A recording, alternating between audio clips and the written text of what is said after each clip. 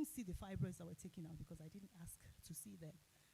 But fast forward to sometime in 2010, I got married, and then somehow I took this self-medication. Is something I always advise people not to practice. I took the thing that a lot of people take to help, simulate, ovulate, induce, and a lot of people have multiple births from it. I don't know, doctors did not tell me that that's what caused it, but I read the leaflet, and in the leaflet it said, if you've had fibroids before, you need to take this with the guidance of your gynecologist. I didn't really pay attention, so I, just took that thing. And like a month after, I started experiencing like my stomach was growing, bloating, feeling like my stomach was expanding. And 3 months after, I went to the hospital, and the fibroids were back again. But like everywhere, my entire uterus was filled with fibroids. So now started the journey again. I had to go, back for surgery. And so in 2013, eventually I agreed to have surgery because, again, I went back to that path of not having enough blood, feeling like the woman with the issue of blood. I could preach about the woman with the issue of blood so much so that because I felt like, I felt a bit of what she went through. So I had to have a second surgery. But the interesting thing, with the Zoladex injection administered again, about 2-3 weeks after that, I realized that I needed a third surgery because, I then had another scan which showed that the fibroids were back again. So at that point, I thought, no, this must be home trouble. My village people are after me, because how can I have surgery? And then the fibroids were back again. So then I realized, because that made me start researching, trying to understand what exactly is going wrong. Is it that I'm peculiar? Because then the doctor started saying, oh, you have, you grow them so, rapidly. But I found out that the process that they were using, that Zoladex injection, if they were doing research, if they had taken research from somebody like me, they would have known not to administer it again the second time. Because what would happen would be that the fibroids would shrink so much so that, doctors would not be able to see them, or maybe some of them are almost negligible, insignificant, they leave them behind. And one thing with fibroids is if you don't take everything out, if you leave a tiny piece behind, it has a tendency to grow back to the original size. And what used to happen was once they stopped the injection, because you can't take that injection indefinitely, you can only take it for 6 months or so. And so once it stops, fibroids grow back again. So when I realized that, that was what drew me into, finding out, researching. So information was not available, I would say. Sorry, I had to, just sort of take you through that journey to understand how I got to where I am today. And that's what, basically gave birth to, my gynae, because it felt like 12 years of not having support, not having anyone who understood what I was going through. It felt like 12 years of being alone, 12 years of just, being really alone. I had family, I had support of family and friends. All they knew to say was, Bele, oh, we're sorry. But they really could not really understand what I was going through. Even my doctors didn't really, they were very empathetic, but they were not going through what I was going through. So yes, I would say that information was not readily available, and that's one of the reasons that we started the, my gynae foundation, just so that, women can have support, you can speak to other people, you can compare notes, and yeah, you shouldn't feel all alone in the journey. Thank you. Thank you very much. All right. Thank you, Onyeka. Thank you for being open and for allowing yourself to be vulnerable and to tell your story so that women can understand, what you went through in your particular context. Just briefly, like if you could do something differently, if you could go back and start over again, what would you have changed? What would your actions have been to try and resolve this situation? Thank you. Awesome question. I would have advocated for myself. I tell women, I tell men, everyone, that you are your own best, you're your health advocate. You know your body better than anybody else. You know your body better than your doctor, in fact. You experience what you are going through. And so, I would have, been more involved in my care. I left everything to my doctors because I thought that they understood what they were doing. And to be honest, they really did understand to a certain extent. It's just that, if you don't advocate for yourself, sometimes they give you, like I said, the care plan that works for them. They don't mind you coming back 3 years after to fix the same problem. And I guess the reason is because the doctor said earlier on that there's 3 to 200 million people. Doctor just wants to, get you out of his room because there are 50 other women waiting, and he doesn't want to waste time with you. So that time that they need to take to, examine and check, is this the right process? Is this the right procedure for this person? They didn't spend time doing that. So yes, what I would have done differently was to advocate for myself. I'm my own best advocate. I know myself. I know my body better than anybody else. And I would have taken charge of my health.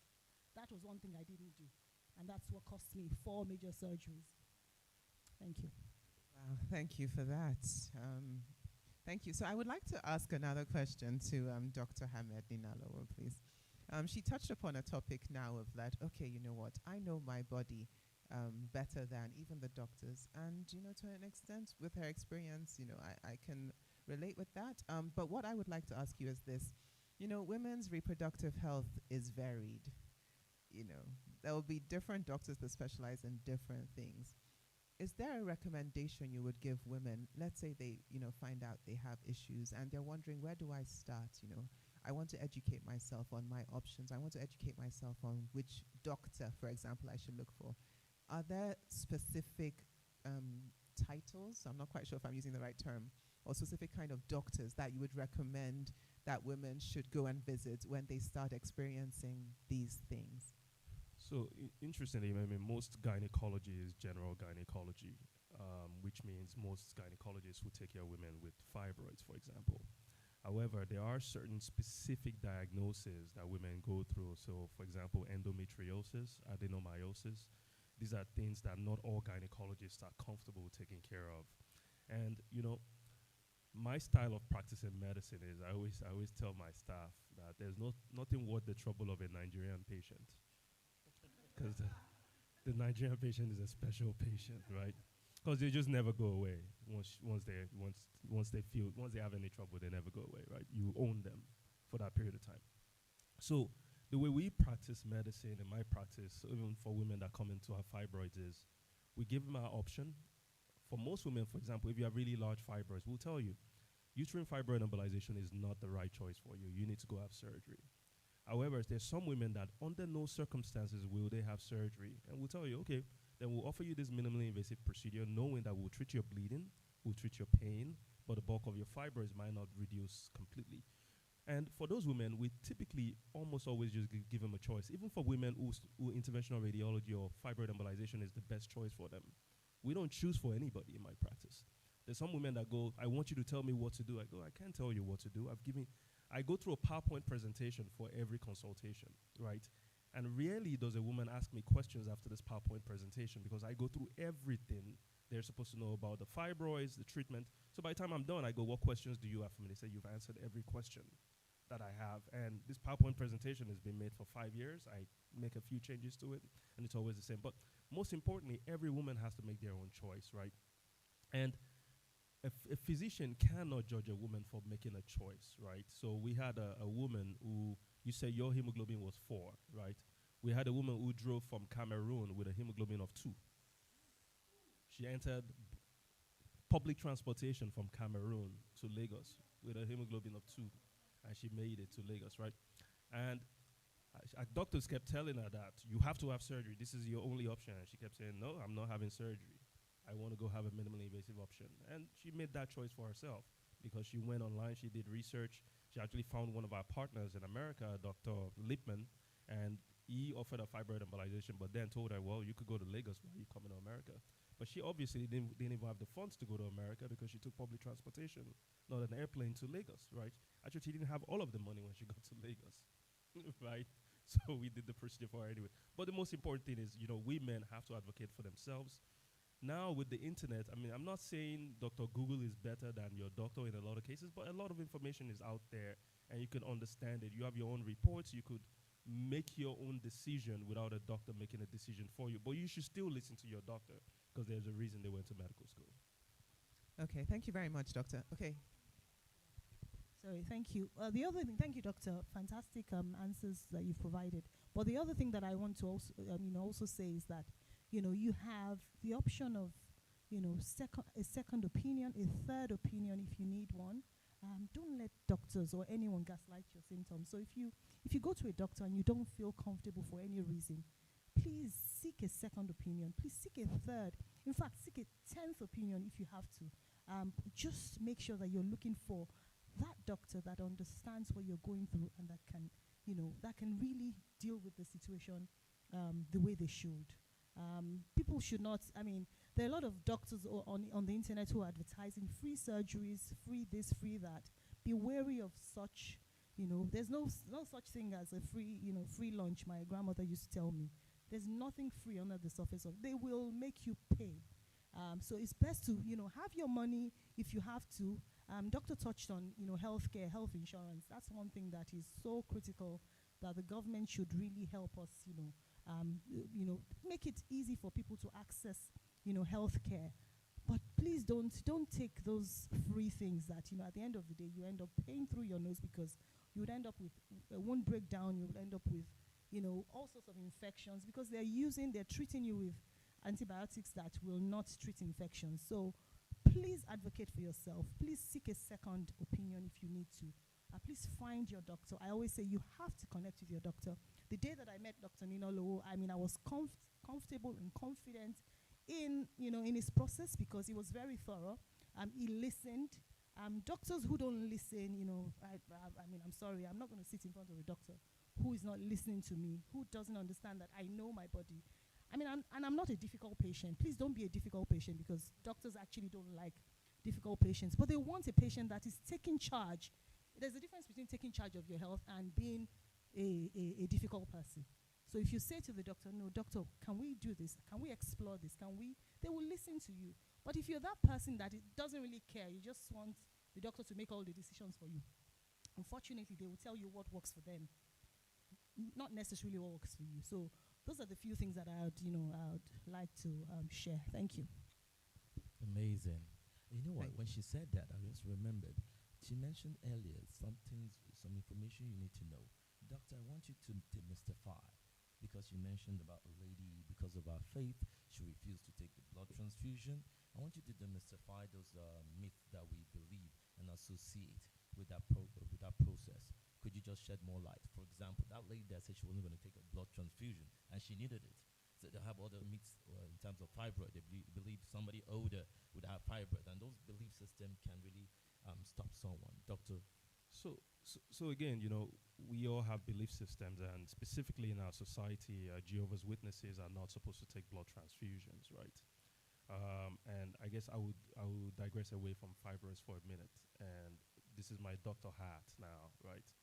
So I did a procedure on a 16-year-old once who was a Jehovah's Witness, and hemoglobin. So a normal woman's hemoglobin is over 12. Her hemoglobin when we did the procedure was 6. Right, and as a doctor, you're not comfortable going into surgery or doing any type of procedure on a person whose hemoglobin is that low, especially a procedure where you're bridging an organ, right? In this case, I was bridging the liver to do something for her. Because when she bleeds significantly, you're on the line, right? A lot of people don't remember that she said, I'm not going to have a blood transfusion, right? So when I meet a patient that doesn't want a blood transfusion for a procedure like that, I'm very, very clear with them. Like, we're taking a risk together. You're going to sign something that you told me to do this without a blood transfusion. I'm going to be as safe as possible. But going back to the 16-year-old, I did a procedure on her, and the next morning I flew to Abuja. Then I was called. Basically, I landed in Abuja that, hey, we think she's bleeding. And now her hemoglobin is 3, right? So remember that a Jehovah's Witness whose hemoglobin is always low could tolerate really low hemoglobins, but now her heart rate was starting to climb. So I got on the phone with her dad, and I was very, very frank. I told him, your daughter will die if you don't let us give her blood, right? So while I'm scrambling to get back on a plane to Lagos so I could come fix her, right, her dad had to agree to give her blood. So there are some situations where, as doctors, we have to be stern in that if you do not accept a blood transfusion, I will not treat you. Or if you don't accept that if something happens, you would get a blood transfusion, even with faith, because the doctor cannot take that risk, and you cannot put that risk on the doctor, right?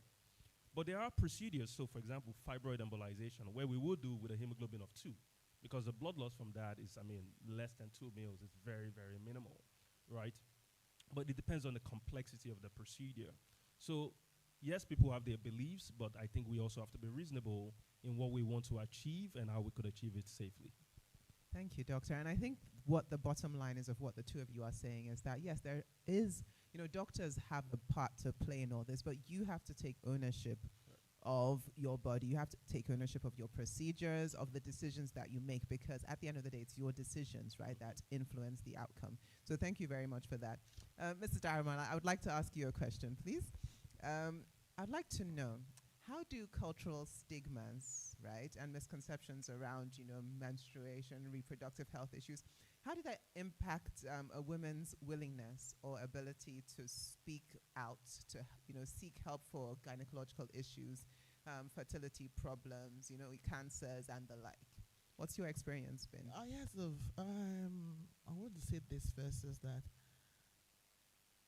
self-love, very important. Very, very important. Put yourself first. Put yourself first. If you die, even your children will stop mourning after a few months. And that's the end for you. And I realized, the first time I came across fibroid was my junior sister, the last born of the house. Her dad had just died. And then her stomach started going big. And then the first thought was, how are we going to tell our mom that she has this issue? She's a baby. Our dad, we just buried our dad. And so she came to me and said, we're going to keep this a secret, but there's something wrong. And she was thinking cancer. We had lost my brother 9 months before, then my dad died. And she was like, okay, she's next. And she, we have to feel like secret. I was like, secret what? Please. What you would rather keep quiet and let's keep this a secret, and then the third person is dying in the family. But that thing that how will people say there's something wrong with our family, there's something wrong with us. I said, I don't care. I would rather let's make noise, let's talk to people, let's shout. So I took her to a doctor, and the doctor said, well, it's fibroid, you're a young lady. But I liked the way he spoke with us. He told us point blank, he said, you have fibroid and you have a lot of them and they're growing. Well, you're not married yet. Do you have a man? Because I'm going to do, there's no way we're not doing what you were just saying, all this non-invasive. We are going to cut you open because they're big. And then he gave us all the theory about aligning her so that she could have a baby. But she said, once I fix this, go get a man, go get married. So that way you won't have fertility issues. And I was like, she was like, I was like, what are we waiting? Me, I don't care. Remove this thing, because I was also thinking of the woman, our mom. She sees you're growing. She was, I didn't even know she noticed, because like a few weeks after we didn't tell her, we just did it my own place and got the fibroids removed and everything. She came and said, I think your sister is pregnant. I was like, look at the woman we're keeping, you see? So all these kind of things, there's so many things. You're not just yourself, number one. There are so many people attached that if anything happens, because my mom said something when we finally told her it's fibroid, she said, if she had died or something, they will label me a witch. You say our son died, our husband died, and now our daughter. And those are kind of things that people don't want to talk. Everybody wants to be quiet. They want to do things quietly. And quiet does not solve problems. So when I had my own, thank God for I'd been bleeding. I knew I had fibroid, but my last child was 17 years around that time. I think the last time I wore white was like maybe 2 years because of heavy bleeding. In fact, I'd graduated from those parts to using diapers. That was how heavy the blood flow. And then there's no day I won't wear something because something was always coming out. And for 2 years, the only person that was irritated was my husband, and he had no choice. We're like, well, you're stuck with me. Well, there's nothing we can do about it. But the stigma, the fact that I didn't want to talk about it, the way I just wanted it to just go like that. Until when I moved to Lagos, and my daughter said, Mommy, you don't look well. By that time, I think I let go. I was just resigned, and well, what to be will be and everything. And then we went to the doctor, and I remember when they got the results, she got the results for me, and they said my blood count was 5. she mentioned they worked together. She worked in Oyinkan's office, and she told her, Oyinkan said, and your mom is sitting now at home. And she said she doesn't want to go to the hospital, even this one that she went to. And I remember Oyinkan calling and saying, I don't care. You are going to the hospital this now. I was like, let's leave it till next week. I have so many things to do. That's number one. Please don't, when there's something wrong, please leave all the things you are doing. Because if she did, I remember I was telling someone yesterday, I said, if Oyinkan didn't force me that night to get to an hospital, I don't know what would have happened. Because the doctors kept asking, why are you walking? How did you walk in here? And they said, did you feel it? I was like, I was kind of dizzy. And I was getting, when you're losing memory and not remembering, everything is hazy. And I didn't care why. I just had to I was still putting on the best smile. I was still dress up. I had so many things to do in Lagos. I was trying to please family. I was trying to help my husband. Doing so many things and left myself. Please, let's always have self-love. Let's always have self-love. I walked into there and the doctor said, you're not going home today. And madam, this is surgery. And then we were thinking of just the fibroids or just removing. And I remember saying, hey, removing what? What do you want to remove? Please, please. I remember my daughter looked at me and said, are you crazy? And she looked and said, doctor, I'm a next of kin. I'm her first daughter, her first child. And I'm here. She's present. I don't think she's in her best senses right now because she's talking womb that she doesn't need anymore. She said, you don't look at me and said, madam, I don't even know what to even say. I see polyps, I see fibroids, they were like, what is that? There's so many things inside this place. And I looked, and my daughter said, her last born is 17. The only thing she wants now is a grandchild. She's not going to have. Please remove everything. Remove the old, and let's all this wahala end. Women, we are really trying. We are trying. And the first thing I thought was, let's ask permission from my husband. That was, I'm now adding society to these things. These are the things women think of. I was like, please, I have to ask permission first too. And my daughter looked at me and said, give me the phone. Let me see what daddy will say. Let me hear what he will say. Woe betide the man if he should say anything about carrying that womb to heaven. Which womb? And I think even the voice, the tone of voice, the way she spoke on phone, even the gynecologist was shaking like, she was like, she's removing it. She doesn't need it. And this thing must not kill her. And she was like, please, it's her body. I could see he wasn't happy. I don't know why. If he wasn't happy, he was like, and my daughter said something. She's not less a woman. You are not. If you have hysterectomy, you are not less. You don't need the womb anymore. Some people, I support when, okay, maybe you've not had a child and you don't want to, you see, when there's life, there's hope. Yes, we could do all this non-invasive, all these things. But if you don't need it, please remove the thing. You live a better life. In fact, when I remember leaving the hospital and telling someone, I'm going to wear white for like 3 months, non-stop. No fear of all this and that. I just felt good with myself. And I realized if I died, if that time I was walking around meeting societal needs, trying to cater to my mom, trying to cater to my children, trying to settle things, I was working with a blood count of 5. If I drop dead, my husband will be married by now because it's like 12 months now. People will be saying, this man is helpless. My children will say, we have to move on. Probably they will name one of their children. Yes, now. And one of them, they will call for one of them Dolapo, and that will be the end of it. And once in a year. After a few years, they forget. They forget and remember me on birthdays. And I thought about it. So many things I still want to do in my life. And that's why I'm saying the first thing and the most important is love yourself. Be selfish. Be selfish, please. We women tend to want to help everybody except ourselves. And that's why a lot of women are just dropping dead. Some people just put their heads on the table and they are gone. Some people, you see, they say they went to the hospital and they won't tell you the full story. They will just, this and that. That's a typical thing, and that's the end. Nobody tells you the story of how she has been sacrificing. So I don't care about society anymore. I don't care.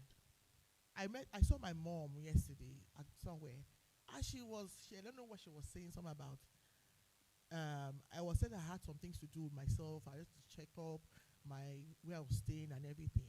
She's like, why are you so selfish? Eh? People will call you Akpa. I said, I don't care. I stopped caring like last year. I don't care anymore. I put myself first. When I'm okay, everybody else will be okay. I'll be okay. I want to live in a good place. I want to have good health. I want to have the whatever. Then I will now start asking, are you okay? Thank you very much, Mrs. Daramola. Thank you. You've really touched upon some key things. Would you like to contribute something as well? No, so I, if we dissect everything she talked about, we'll be here all day, because, interestingly, I still haven't met the next woman until I meet the next woman, because the stories are endless as to what women tell you and what they're worried about when they come in. And, she was in a place where she's had kids before, but we have this group of women that come in with fibroids. They are bleeding, they are miserable, they have really horrible quality of lives. But the one thing they're worried about is, I want to have a baby in the future, right? And they're so focused on this baby that they've not had. These are women sometimes that are not married, they don't have any plans in the near future to get married, but they're so focused on the baby that they've not had, and the quality of life is so horrible. And I always stop them and I say, you know what, for now, can you think about yourself for a minute and not think about the baby that's not born or may not be born, right? And, you have to empathize with women, because everybody is scared about every different, everybody, there's societal things, there's the baby that they've not had, there's the symptoms that they're having. But most importantly, you have to choose yourself first. Be okay today so that you may have that baby tomorrow, but you can't be focused on anybody else but yourself in those critical moments. Thank you, Doctor. That's a very key point, really. Self-love. We've emphasized it on this panel. I have a question for you. There was something she said that provoked a thought. She was talking about her younger sister and how, after the grief of losing their father, that the fibroids came up. And then it made me think, okay, she also had reproductive health issues. So it just started bringing up a lot of questions, people might think out there like, okay, is this something that runs in the family perhaps? Is this something that I can prevent? Is there something I could have done to provoke it? Could it be that grief or emotional things can be something that provokes this thing? I'm just throwing out questions that, I think could be running through people's minds. And then, even after you have a hysterectomy, which I think everyone here understands is the removal of the womb. Even if you have that, what exactly does that mean, when you say removal of the womb? And then, for some people, will it cause fear? Will they think, okay, is this going to bring on early menopause? What could the impacts be? So I just want to ask you from a medical point of view, just from the aspect of, from preventative measures to like, okay, what happens maybe after I've done something like this? Could you shed some light on that, please? So there's also a lot of psychological factors that goes with a woman not having a womb. Some women just cannot live with that, right? That I'm not going to have my womb. But it is true that you do sometimes have hormonal imbalances. When you get a hysterectomy, you could go into early menopause when you get a hysterectomy. But then you're alive, right? And you could have, hormonal replacement therapy if you need it, if you go into early menopause, and especially so some women will come to our clinic at 47, 48 and have fibroids, and they say, well, thinking about the most minimally invasive way to treat these fibroids. And my question too sometimes is, okay, I understand that, but you're 48. Do you want kids in the future? The answer is usually no. Some women still want kids at 48, by the way. I go, well, your options are to have a hysterectomy, not a myomectomy, because you just remove the womb, or you can still consider minimally invasive treatment options such as fibroid embolization if you don't want to have a hysterectomy. But some people just are attached to their wombs and they don't want to lose it. But again, this is a woman's choice, and you have to respect the woman's choice. Some women are okay with losing it. Some women are not okay with losing it. The point is listening to them and basically going with what they want. How do you get attached to what you don't see? What do you see the womb? It's not something you're touching or anything. It's just there. It's like a machine or a carrier or something. And if it's done its work, then you can let it go. I think it's just the social stigma that everybody, I don't know why, and I'm sorry to say it's the men that make us feel that way. you are not complete. But the first thing, abuse yourself if anybody abuses you. Please, so I have done hysterectomy. So whether you come in, you can come. As my daughter will see, she will abuse herself first. Then you don't have to abuse her anymore. And I'm telling you, at times that people just look at it, adjust. You want to adjust to it. And I think if you are 48 and above and you don't need any child, then why are you carrying a machine in your stomach? Nice one. I have a question. Doctor, how can the men support the women that are encountering this? Because it's not only the responsibility of the woman, the man that's in the picture can also support. And how can they really play that role? And two, my next question is, how can we create awareness about this issue and address it? I remember back in the days, I used to wake up in the night and those they're nuns, sisters, and they would talk about these topics late in the night, explain it without holding back, and brought a kind of awareness. But we don't have that kind of awareness. So I have two questions in one: the men and creating awareness. Yeah, so I'm in a unique position because I'm a doctor, so I understand a lot more than a lot of different men, right? And in Nigeria, we have men of different caliber of understanding, of ego, of willingness. You know, I have women who their husbands or their partners will follow them to a consultation, and you can just feel the tension in the room, right? Because she wants something, she won't really say it because he's there, and we always find a way to get him out of the room or have a phone call later and ask, what do you really want in those situations? But you know, in Nigeria, we, again, do not murder me for this, but if you drive on Lekki Ekpe Expressway, what are the advertisements you see the most? Churches, right? I had a drive to the Dangote refinery 2 weeks ago, that area, and every advertisement is a church, right? And that's what we advertise most in Nigeria, right? We have issues in this country, economic issues, healthcare issues that we're not spending money on, right? Why is it that it's the churches that have the most money in our country, right? So it just tells you as a society that we're all focused on the wrong things to start with. I'm not saying don't focus on religion, but there's no way they should be advertising religion this much. There's no way they should have this much competition of pastors in Nigeria, right? So as a society, generally, we are focused on the wrong things, right? So we need to speak up, and this is why the My GYNAE Foundation is here, right? To speak up and let people know that, you know, support a woman, understand what a woman is going through, right, as a man. And a man can never be a woman. It's that simple. You can never understand what a woman is going through. Like, I do fibroid embolization, and after fibroid embolization, a lot of women feel pain in their pelvis from inflammation from the fibroids. And I always tell the women, oh, you're going to have a lot of pain. And they say, doctor, do you know what it feels like? I say, I don't know what it feels like. I just know it hurts like crazy. And I can imagine that it hurts like crazy because I've seen women crying after a procedure sometimes. So we just need to be empathetic. We need to be able to understand. And if we don't understand, most importantly, just listen. Take the time to listen to a woman, and she will tell you what she's going through. And then you could do some research to understand better, but just listen.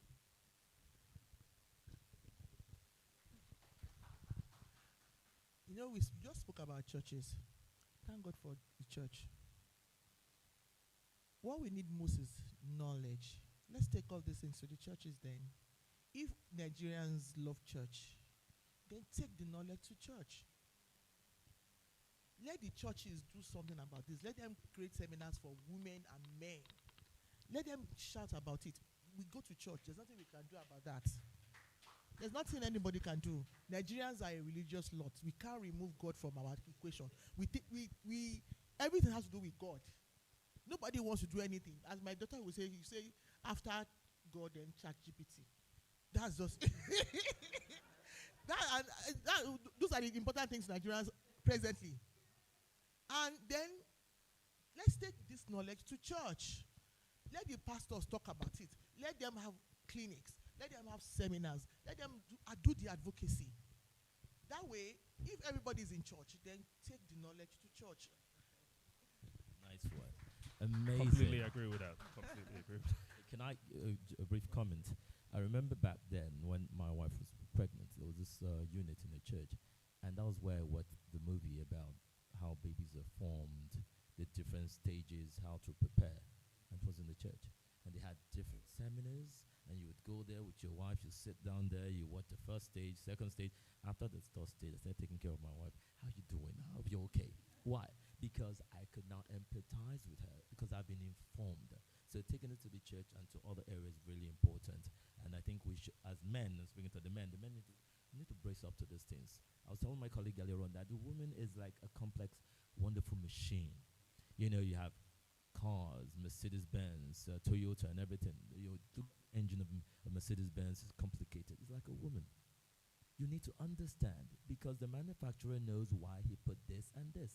And if you don't know how it functions, you might not appreciate the vehicle or you don't know how to repair the vehicle. So as a woman, it's not only the men, the women need to understand everything about themselves. As she said, no taboo. Don't be ashamed of it. It's your body. You're going to give account for it. And why I'm passionate about this because I know two people that passed on. And as a result of this, so the man didn't know how to relate to the woman in that situation. What should he do? How can he help? Man, okay, take it up. Don't worry. And that was how she was condoning it till she passed on. So don't die in silence. Speak up. Thank you. Thank you. So I would you'd like to add something? Remind us that there are a few people online. I've got there's Pearl online, and Pearl has a peculiar experience with endometriosis, and I was just wondering if you could also shed some light on endometriosis and how interventional radiology can sort of help to sort of just minimize the pain that women with endometriosis go through. Just so that you're reminded, and you can call her to speak as well when it's time. Thank you. Professor Jaisimi as well, online, and thank you. All right, Okay, so thank I guess the first thing is to say what endometriosis is. So basically, in the uterus, there are layers. So there's the endometrial layer in the uterus. Basically, the endometrial layer is what lines the cavity of the uterus where a baby would sit. And basically, when you go through your menstrual cycles, these are the cells that shed and goes through these cycles, right? So what endometriosis is basically some of these cells in the endometrium basically get out of the uterus and they get out to anywhere in the body. Endometriosis can be in the brain. That's how bad it can get. It can be in the liver. It can be anywhere in the body. But most women that get endometriosis, they get it somewhere in the pelvis. Some women will get it in the pleural space in the chest, and it will cause something called pleural effusions, where you develop fluid around your body. So there are gynecologists that are experts in treatment of endometriosis, and a lot of these treatments are usually hormonal, some of them surgical, right? In interventional radiology, our role in endometriosis is very limited to women that have lesions in specific areas where we can get to it and burn it with something called microwave ablation. So we've had a woman, for example, that had an endometrial implant in her body wall just under the skin and was very, very painful during her periods. So for that woman, instead of going through surgery and causing more adhesions, we were able to put in a probe and just burn it, right? But again, it's very important that you're with a gynecologist that understands his limitations when it comes to treatment. They know the things they shouldn't be treating and sending you to an expert, a subspecialist in that area when you need that care. Thank you. And I'm very glad that you've now explained one of the terms that we were struggling to to mention earlier. So thank you for that. I would like to, you mentioned something. A lot of women don't give full information to their doctors. I don't know why. Because if someone doesn't, it's not God. The doctor is not God. So when you don't tell the doctor everything, how is he supposed to perform a miracle? And then that's why a lot of women, I don't know why, you still this thing about being ashamed of whatever is going on with you. You don't want to learn, you don't want to talk about some things, and then you still expect to get 100% from your doctor. One thing we should also know when we are doing all this is to, like, when you get to your doctor, I always tell my people that your doctor should be, even you should tell your doctor more things than you even tell your pastor. But people would rather go to the pastor and tell the pastor everything, including how they sleep with their husbands. But they won't tell the doctor give the doctor full information. And then how do you expect to get the best out of it? So, as he said just now, he was saying that, I just took that note that tell your doctor everything that you know. When I enter the clinic with my nurse, I just like, please, do you have time for me with the doctor? Because I will talk, tell you everything, every little detail. One minute detail might just make a huge difference. I think that's a very important point. Thank you. And actually, if you know, so I mean, for example, you were talking about your daughter. She sounds nice and feisty, right? You have someone that can come and can, push you. Okay, go and find out. Go and exactly. So I mean, what do you do for people that don't necessarily have that support system, that don't have that person who's advocating for them? What do you suggest that they do? Maybe this question is for Yinko. I don't know. I'm saying, what do you do for someone who may not have someone who's there, to support them, to, be behind them, ask the right questions? What do you do? How do you recommend that people find that advocate that can actually, help them get to the bottom of their issues and ask the questions? Thank you. Awesome question. So there are advocates everywhere. In your family, there is an advocate. You just need to find that person, and if they're not supporting or giving you the help that you require, you need to ask as well. Sometimes we actually need to, ask people, please, can you go with me to my doctor's appointment? Sometimes when women go to a doctor, you are overwhelmed. You already have so much that you're dealing with, that you're going through, but you just need that person that will listen.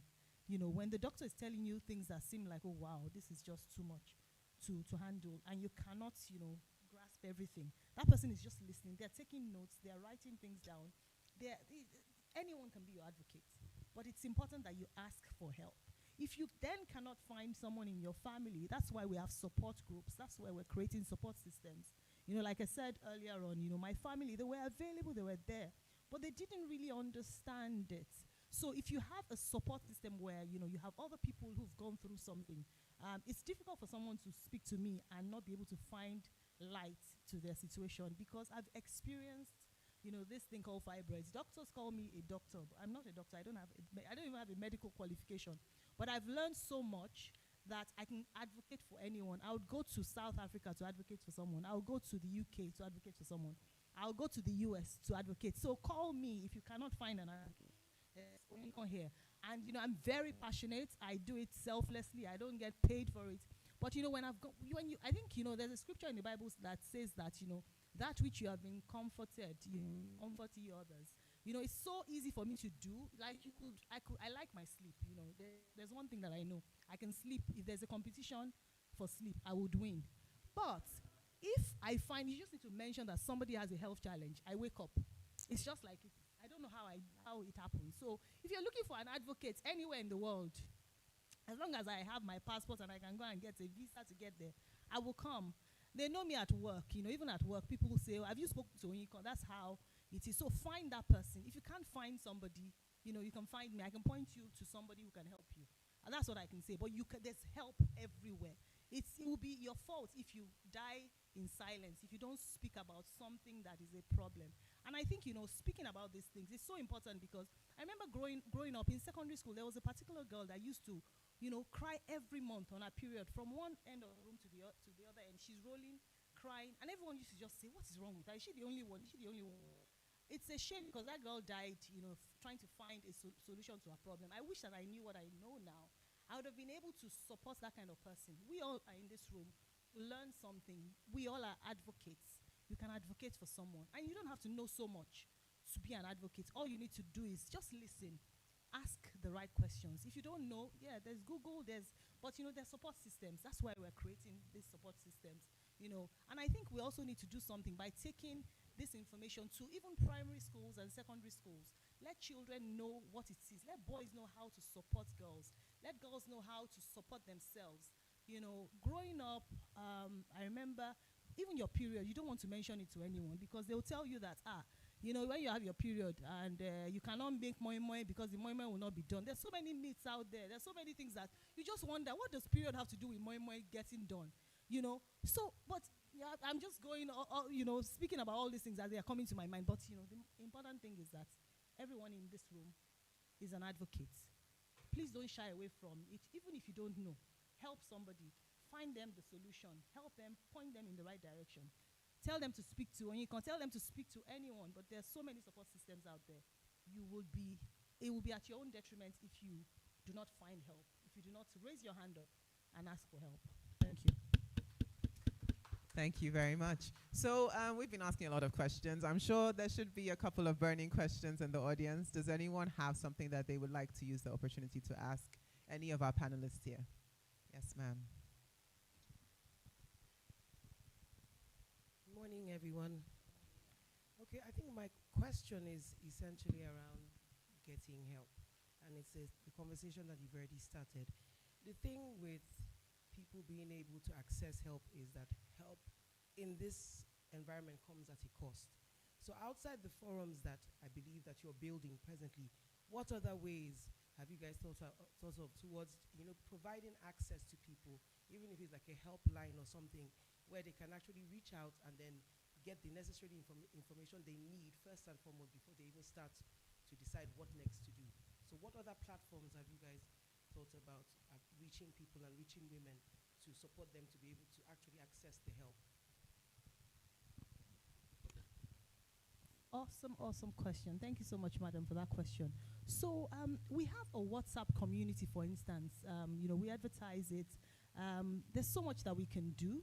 I think access to funding is one of the most, difficult things, one of the most important, part of this, especially as, healthcare in Nigeria is not free.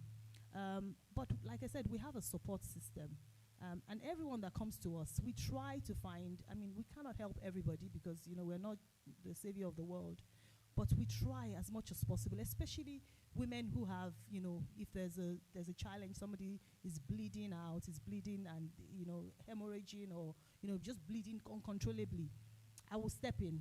I would use my salary. It's not the best way to do it, but I've paid for people's surgery, and I'm only one person. So I think, the question that you're asking is that, how do we find support for these people? We look for organizations that have a CSR, corporate responsibility, in their budgets. We speak to them, we write to them. I think the other thing is finding people to trust what you're doing, knowing that, yes, if they give my GYNAE Issues Foundation money, we use the money judiciously. We don't spend the money on ourselves. By the grace of God, I have a full-time, daytime job that is like 3 full-time jobs. I don't touch, money for the foundation. So people who have the money, who can support us, need to begin to support, channel funds to this sort of, avenue, so that when we find women who have a problem, we can help them. We've received help from, organizations in the past. Access Bank is fantastic because, in their own little way, every time, they have, this sort of interventions, people from my GYNAE, we get 5, free surgeries. They give us access to free surgeries. There's some churches, Elevation Church also does that, where, they provide, free surgeries. My members of this community have received free surgeries from those avenues before. But, grants, getting grants from the government, getting grants from people who can afford to help, is really important. But, the ways that you can reach us is we have a website, we're on Instagram, people reach out to us on WhatsApp, every day. The other day, somebody from the Philippines reached out, and, I was like, oh, wow. We were able to find somebody in the UK, a doctor. Our chairman is, a consultant gynecologist in the UK. When she had a problem, we were able to just link her up. So you just need to speak up. There is help out there, and we need to find it. That's basically it. So if you need support, if you need help, reach out. We will do what we can do. We help a lot of people. We help people with even cancers, people with in our own little way we try. Thank you. Wow. Amazing. Just amazing. You can clap again. Put your hands together. Reward it. So much information, and we had our wonderful doctor. We really want to appreciate the doctor for coming once again. I know he has to be in another program, but he took time out to be here. Please help me appreciate Dr. once again. Thank you.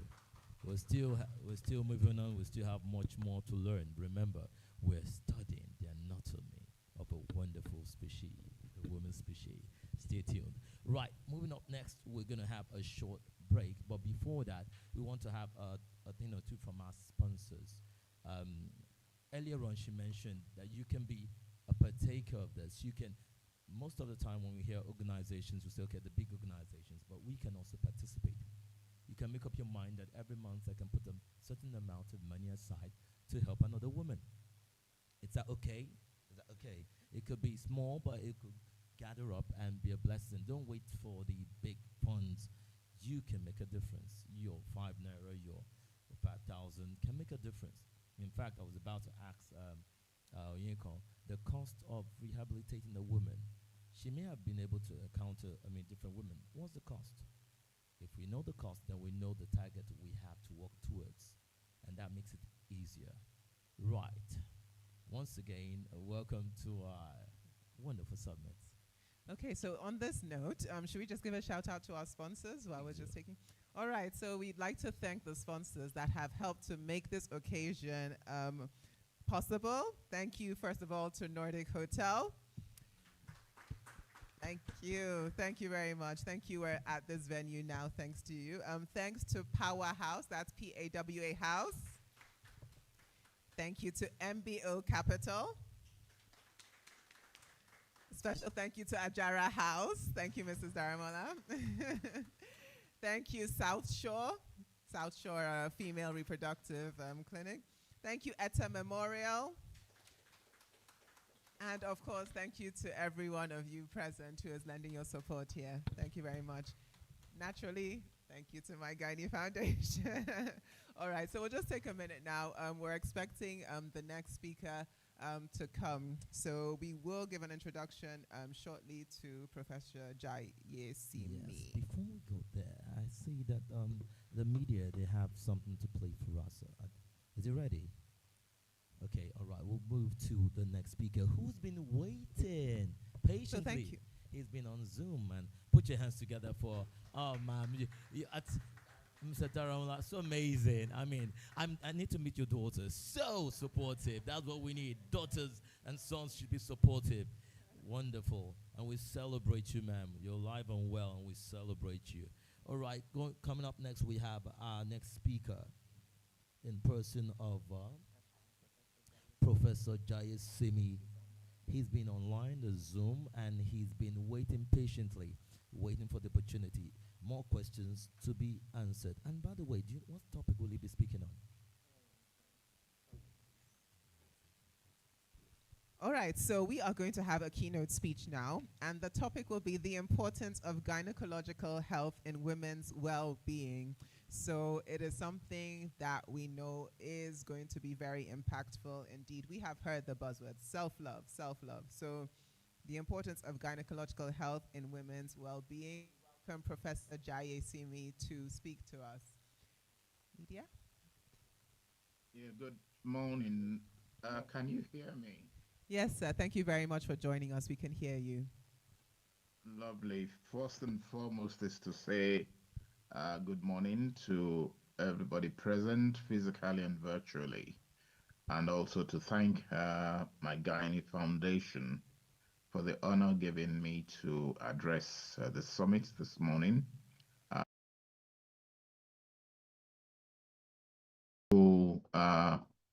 Presentation and the different members of panelists for sharing your personal experience.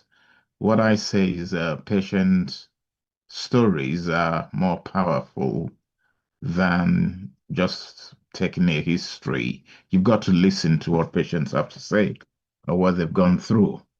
Male gynecologists have never experienced what women go through. So at times we don't understand what the problem is.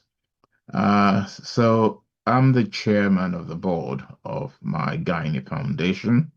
And what I can say, it's been a very small but big foundation.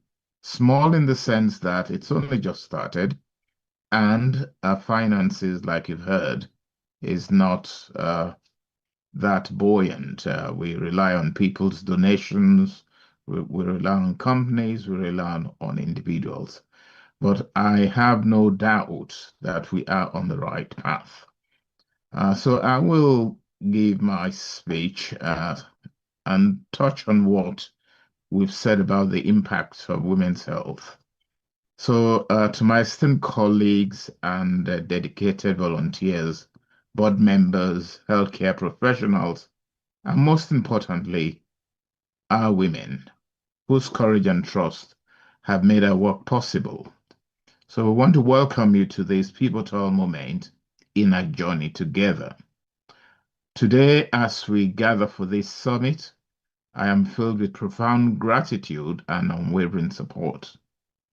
We stand not merely as an organization, but as a movement, a testament to what becomes possible when a compassion meets action, when vision meets determination, and when a community unites behind the fundamental belief that healthcare is a human right and not a privilege.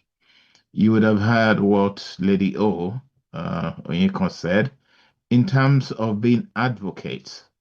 My GYNAE Foundation was set up because of what she had gone through and what she didn't want any other woman to go through. And like she said, I mean, and I know the role she's played in the lives of so many women with fibroids and many other diseases. So our foundation, again, since Lady Onyeko founded my GYNAE Foundation a few years ago, we have witnessed extraordinary things unfolding. What began as a vision has blossomed into a lifeline for countless women across our nation. And through our educational presentations led by GYNAE experts, our engaging panel discussions, informative webinars, Instagram live sessions, we have broken down barriers of silence and stigma that have long surrounded women's reproductive health. Our medical missions have touched lives. We've been to so many centers in ways that statistics alone cannot capture. When we conduct hepatitis screening programs, when we monitor blood pressure, when we facilitate vaccination drives, we are not simply delivering medical services. We are delivering hope. We are saying to every woman, you matter, your health matters, and your future matters. I love I didn't get the name of our lady panelist, but I love what you said. Self-love. Yes, Jesus first. They say joy is Jesus first, others, then yourself last. But if you put yourself last and you can't even look after yourself, then how are you going to help others? So I think self-love is important. And I always say, look after number one. If you are able to look after yourself, then you'll be in a position to help other people. So beyond treatment, we've got to empower choice and quality. Quality and choice are problems in Nigeria. The women who come to us with fibroids, adenomyosis, endometriosis, and other gynae problems arrive carrying more than just physical symptoms. They carry years of uncertainty, often financial strain, and sometimes the weight of feeling unheard. My GYNAE Foundation has made it its mission to change this narrative. We listen, we help, we go along with you along the journey. We do not simply treat, we empower women. And how do we do that? We do that by giving information in layperson language. And I like what my colleague said, Dr. Nina Lowo, that he's got a video that he plays to his patients so that they can have a clear understanding of what treatment option they are going for. So by ensuring that our patients choose accredited health facilities, oh my God, that's a big one, and 6-second opinions, which you've heard about today when necessary, we're fostering a new paradigm, one where women are partners in healthcare, not passive recipients. This approach honors their intelligence, respects their autonomy as individuals, and significantly improves their outcomes. Our fundraising efforts for surgical operations have transformed lives in the most tangible ways. I've seen so many cases referred to me. Like I said, or like you've heard, I'm in the UK. But with telemedicine, with WhatsApp, with telephone calls, it's easy to give advice over this media. Every procedure we have helped fund represents a woman who can return to her family, her work, and her dreams, all fully restored and ready to contribute to our society's prosperity. And people think being a woman, as our former president said in the other room, I think more, women are more than just that. Women are powerful people. Women, there's no difference between a man and a woman. What a man can do, perhaps even a woman can do better. So let us be clear about something fundamental. The health of women is linked to the wealth of a nation. When women suffer from untreated gynae problems, we all suffer. Families lose income, communities lose leaders, our economy loses the full potential of half our population. And this is not merely a societal issue, it's an economic imperative. So every woman we help return to full health is an investment in our collective future. And every education session we conduct creates ripple effects of knowledge that strengthen our entire health system. And this is in alignment with the Sustainable Development Goal 3, and it is central to our purpose, the wellness of human beings, the wellness of women, the wellness of men. And as a foundation, we have our dreams and we have to look into the future. As I look towards the future of my GYNAE Foundation, I see unprecedented possibilities on the horizon. We are small now, but we are mighty. We are growing, but we are already changing lives. We have touched so many lives. You did hear the lady who telephoned from the Philippines. I know of the lady who was in a war or a war. In different parts of the country, people have reached out to my GYNAE foundations. So the question before us is not whether we can make a difference. We have already proven that. The question is how much greater can our impact become? So we stand ready to welcome new collaborations, and I'm happy Lady Onyeko mentioned South Shore. Dr. John Alabi has been very supportive of this foundation.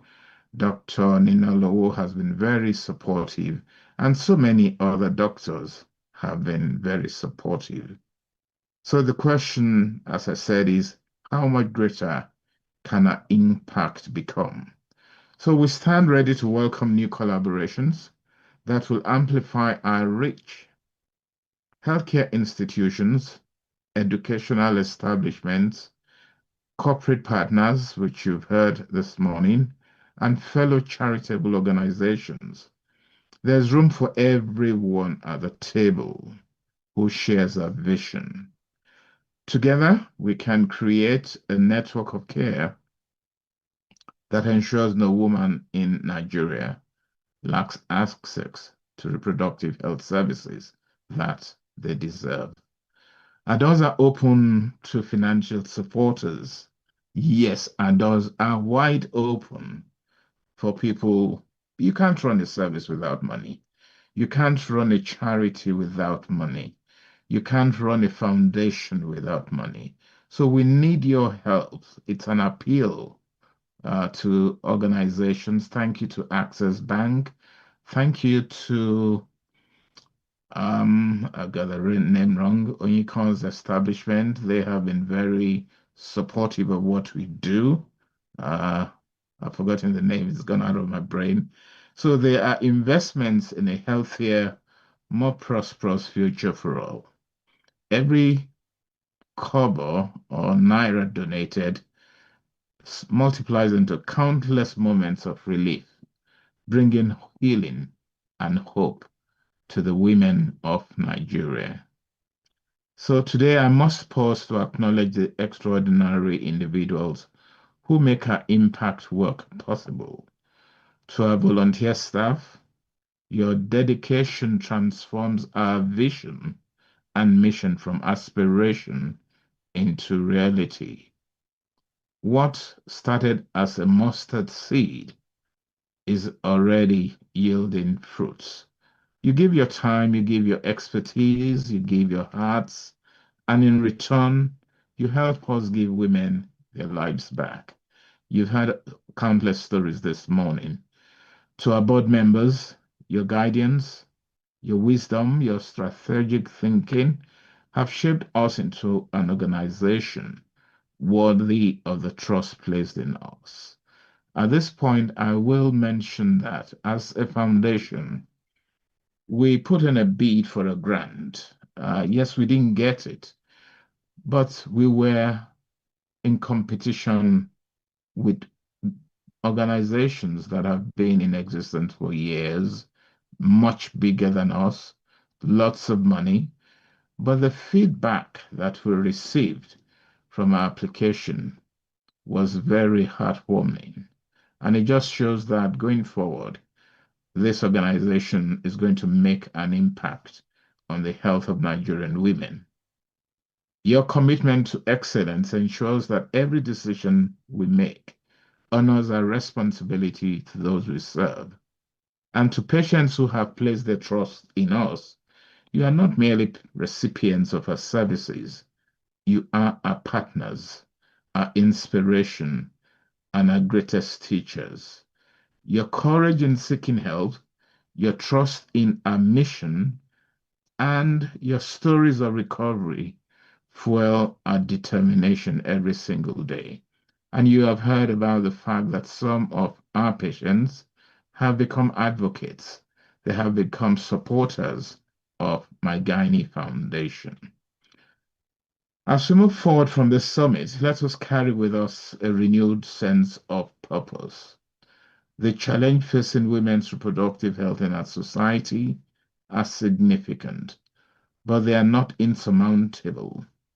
What we need is continued collaboration, sustained support, and a unwavering commitment to a shared vision. And to every person in the room this morning, and everyone who will hear this message, you have a role to play in this movement, whether through professional collaboration, financial support, volunteer service, or simply spreading awareness. Your contribution matters. You never know where that single drop in the ocean, how far the ripple effect will go.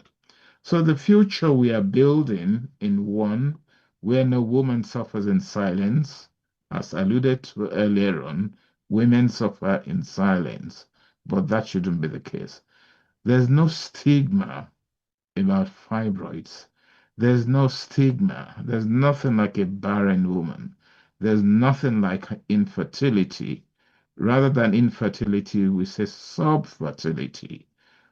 There's no area where every woman has access to quality reproductive health care.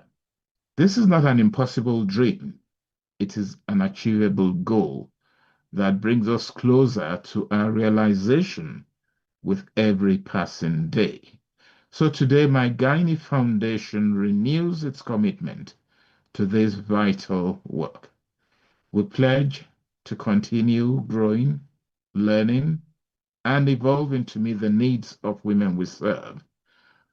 We promise to maintain the highest standards of care whilst remaining accessible to those who need us most.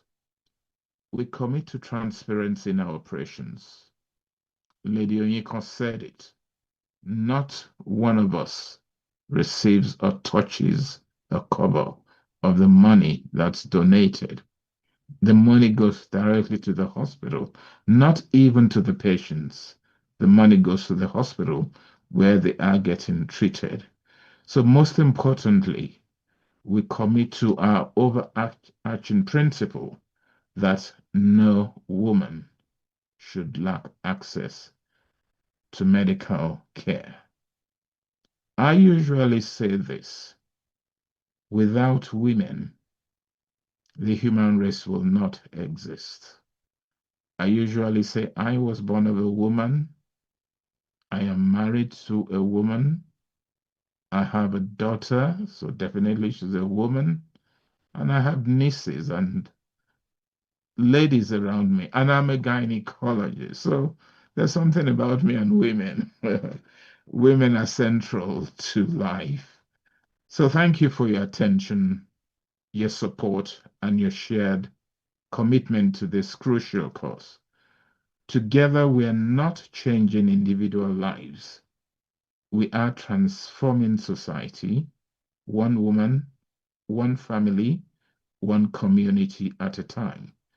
The future of women's health is bright, and it begins with the work we as a foundation have started and are committed to continuing to do.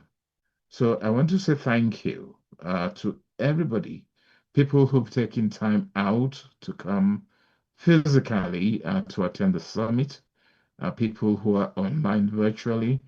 And I almost also must say thank you to our host and hostesses, our compeers, for a job well done. You will notice that I haven't really gone into individual gynecological problems such as fibroids or endometriosis. There is a lot about that, and there is a lot we've done in the past. There is a lot coming in the next few months that my Gynae Foundation will be putting forward. But one thing I want to say is, as a people, irrespective of what religion we serve, women should be at the table. Women should be treated with compassion and empathy. We are not doing them a favor by ensuring that they have good health. We are doing society a favor by ensuring that the women are well, are in good health, and are able to look after the family, able to work, as well as able to contribute to the economic development of Nigeria. I'm happy to take questions, specific questions related to gynecology, but I just felt that rather than going into specifics, which Dr. Nina Lowo has said, I would make it more of a general statement. And one of the things I want to say to women, and you've heard a little bit about it, about take a friend with you when you're going to see a doctor. It's your body, you know your body.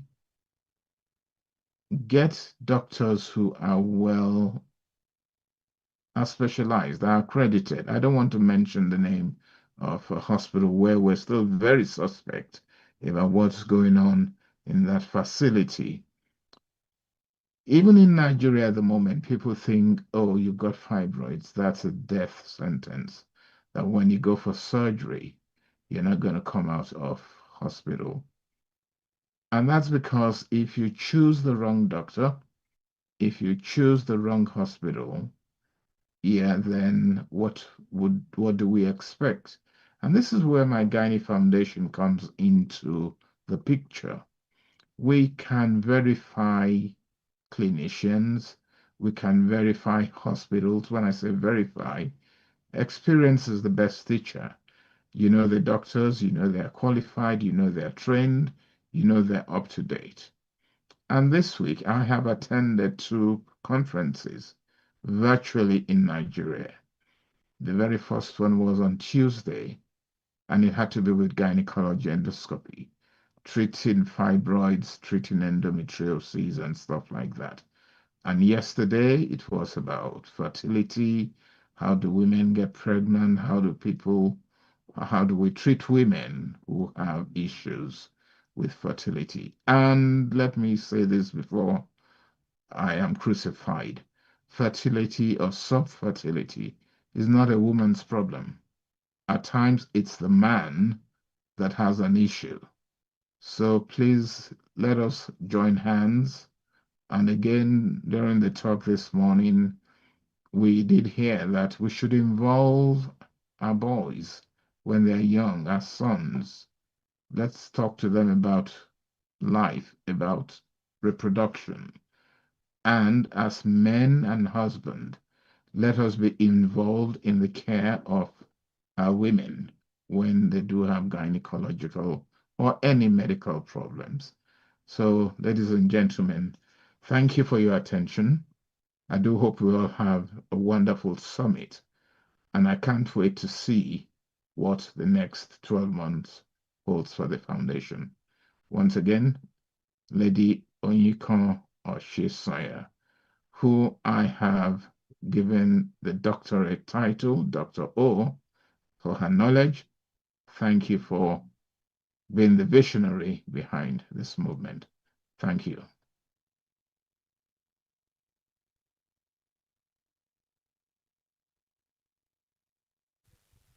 Thank you very much, Professor Jayasimi. Thank you. Were those words not weighty? You know, it's a wonderful thing when a man, you know, is an advocate about the worth of a woman, especially when he's surrounded by them as much as he is. It's wisdom indeed. He mentioned some things, you know, that really drove some points home. You know, I love, and I'm sure we all love here. You know, he took us he took us out of the, you know, when they say you can't see the tree for the forest. He took us out of the, you know, day to day, the deep issues, and he took us to the level where, you know, he's talking about a woman on on a societal level, right? He said something: a health of a woman is linked to the health of a nation. Every woman we return to full health is an investment in our economic future. You know, when we think about it that way, we just really see the impact of what it means to actually, affect women on an individual level. So, thank you so much, Professor. You know, really key takeaways there. Partnership improves your prospects. You know, he's calling all of us here to partner, you know, with the doctors or with each other, with my gynae, to make a difference. Silence is never a solution, and self-love is key to survival. So we thank him very much for you know, the keynote speech that he's just given to address us. And at this point, we'll be looking to also ask some questions. So we have some questions online, which we'll start with. But if anyone else has a question in the room, please do raise your hands and let us be aware of that.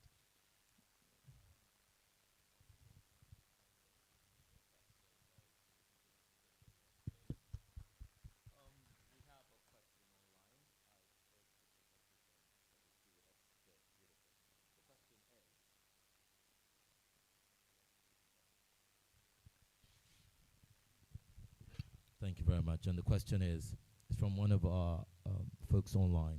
My question is, how do one reach the unreached? Nigeria is a multifaceted nation with diverse cultural backgrounds and large disparity in education, both formal and informal. Some people don't even know what's wrong with them, let alone know how to explain what's wrong with them. How does my gynae reach this set of people, men, women, children, old and young, beyond the big cities? In addition, does my gynae have information in different languages to reach non-English speakers? Professor, please could you answer those questions?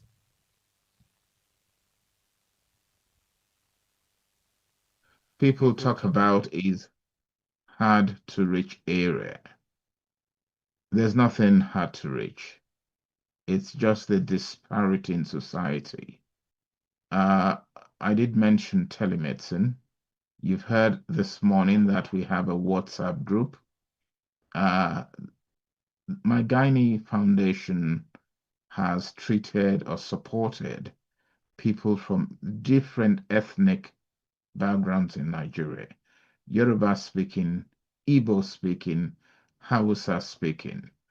And irrespective of the language you have, we will get to be able to speak with you. One of the things we are looking for in the future is we already have applications, apps that can translate languages as you speak. And this is part of where we are looking forward to investing. Because of climate change and forestation, we don't want to use paper-based stuff. But if we have to, we will print it out in newsprint, or if we can't, we will make it accessible online. Virtually every Nigerian, and that's just saying it broadly, most Nigerians have telephones. They know how to use telephones, and this is how we're going to reach out to them. So I can reassure you that my GYNAE Foundation is thinking outside of the box. How do we carry this message to people? You did hear, I think it might be you or one of the panelists. We've been to churches, we've been to mosques, we will go anywhere. We've set up stalls in Lagos, in different parts of the world, inviting people to come. But we don't want people to come to us. There will be a point in time where we will be going to people. We will be going to churches, we'll be going to mosques, we'll be going to markets. And one of the things, again, that we have learned is we've got to capture the women leader, or if you want to call them, those that matter. And when I'm not talking about the wealthy people, the influencers, the market women who are respected by their peers. So when we are able to get them on board, to let them know that the services we are offering is to help them and not to harm them, then you'll see more women coming out to speak. Many years ago, we wouldn't be here sitting and talking about fibroids or the woman with the issue of blood. But my promise and our promise is that we will spread our wings as far and as wide as we can. Thank you.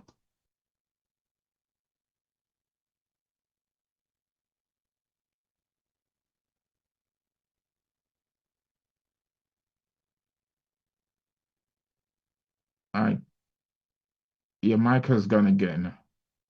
Has it can you hear me, sir? Yeah, I can hear you now. Okay, thank you. So, I mean, thank you very much. So, what he's highlighting, from what I can hear, is that my gynae is making a strategic pursuit to go and seek out women that need help. You know, recognizing that sometimes, these women don't know where to reach for help. So, these visions, these plans that are being, spoken about, they're very exciting because it actually, lets us know that, yes, this is a force that is going to, penetrate and make sure it makes an impact in society. And I know I've joked with Lady O, Dr. O in the past that, yes, my gynae is going global. So we're looking forward to how this is going to, take the nation by storm. I have a question, if I may. There was something you mentioned, Professor, at the start of your speech. You were talking about how, gynecologists are dealing with women that have come from maybe years, even decades of trauma. So you're looking at a holistic woman. So I'm just wondering, how much do mental health issues play a part in the issues of women's reproductive health, and what does my gynae do in that space? Mental health is a big thing. When you are in pain or anticipating pain every month, when I didn't even talk about period poverty, when you're bleeding heavily and you're spending so much on sanitary wear, it's a lot. And some of these things can cause mental illness or depression. When your friends have babies and you haven't had a baby, they stop coming to you. Not because they don't love you anymore, but they feel uncomfortable because they have children and you haven't got. Again, when women go past shops where baby clothes are being sold, it creates a lot of anxiety, emotional issues. So reproductive health is associated with mental health. And that's why we must take it seriously when women to say, oh, come on, every woman goes through it. That's the way God designed you to have periods every month. The pain, you just have to bear the pain. Hot water bottle, no. I can tell you that you did hear Dr. Ninalo was speaking about a patient who, after embolization, was in severe pain. Again, we as healthcare professionals should be careful of what we say. Patients come to us because they need help. If they don't need help, they wouldn't be with us. So we should make that effort to ensure that we try and control their symptoms. If it is pain, try and address it. If we, for example, detect that there are some mental issues creeping up, then we try and point them in the right direction. But one thing I can tell you is if, as clinicians and nurses, we devote time to speak to our patients and to alleviate their fear, then the mental aspect will be addressed. And like my lady panelist said this morning, look after yourself. Get a family member, somebody you can trust, to support you. And what my gynae issues is doing is to be that platform where we can listen to you, where we can explain things to you, where we can give you examples of people who've gone through the journey and come out of it well, unharmed. And in doing that, it does alleviate patients' fears. And I think as a government, as a nation, yes, generally the amount of money devoted to healthcare is not enough. But you can imagine how much money is being spent on reproductive healthcare. Very little. And it's getting worse because foreign governments, America, Britain, have cut down on the aid, even stopped the aid they give to low to medium income countries. So we as a nation have to look after or look out as to how we're going to help our women so that they don't tip into mental issues, depression, anxiety, loneliness, the fear of the unknown, who's going to look after me in my old age if I don't have children and stuff like that. So I think let's value our women because they are at the center of human race. So that's what I'll say. I hope it answers your question. Thank you. Thank you very much, Professor. Yes, it does. Another question online, Dr. Professor. It's from someone and is a bit worried. From a man, actually. This is good. The men are asking questions. And he says, how do we get young girls from their early adulthood to understand these women reproductive health issues beyond what they have been taught in their biology class? Young girls go through tedious menstrual cycles without understanding what's going on. Everything you said is beyond what they've been taught in school. I was going to start with school, but education starts from home. So it's the duty of parents, mothers, and fathers to talk to young ones about reproductive health. In those days, you will hear things like, oh, if you touch a woman, especially when girls start having periods, when they get to menarche, oh, if you touch a woman, or if a man touches you, you're going to get pregnant. And women or girls of those days took it literally that if a man just places their hand on them, they're going to fall pregnant. No, we've got to be more factual. We've got to obtain the trust of our young ones. So it's more of communication, education, communication, education. If you have a good relationship with your children, where it's not just about scolding and scolding, then they will confide in you. And again, we are very busy people, parents, so many side hustle. Let's devote time to our children.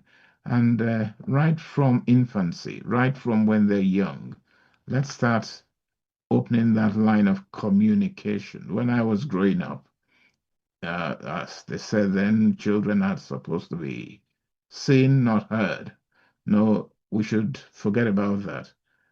I was watching something on social media yesterday, Instagram. A 2-year old engaging in conversation with her parents about what did mommy do at work, how busy were you? This was a 2-year old, and mommy was saying, "What did you do?" And she was saying, "I sang this, my nursery rhymes." I can tell you, I was blown away. So if we start communicating in terms of reproductive health, explaining in simple terms what it's about. Menstruation is not washing out impurities in the body. No, it's just part of the physiology, biology of female life. And I think we need to let our children know that from an early age, not when they start having periods, do we start talking to them about periods or letting them go out to their peers who will now teach them or tell them what reproduction is about. No, we owe them a duty as parents to do that. So thank you to my gentle brother who brought up that question. It's very important. Communication. Thank you.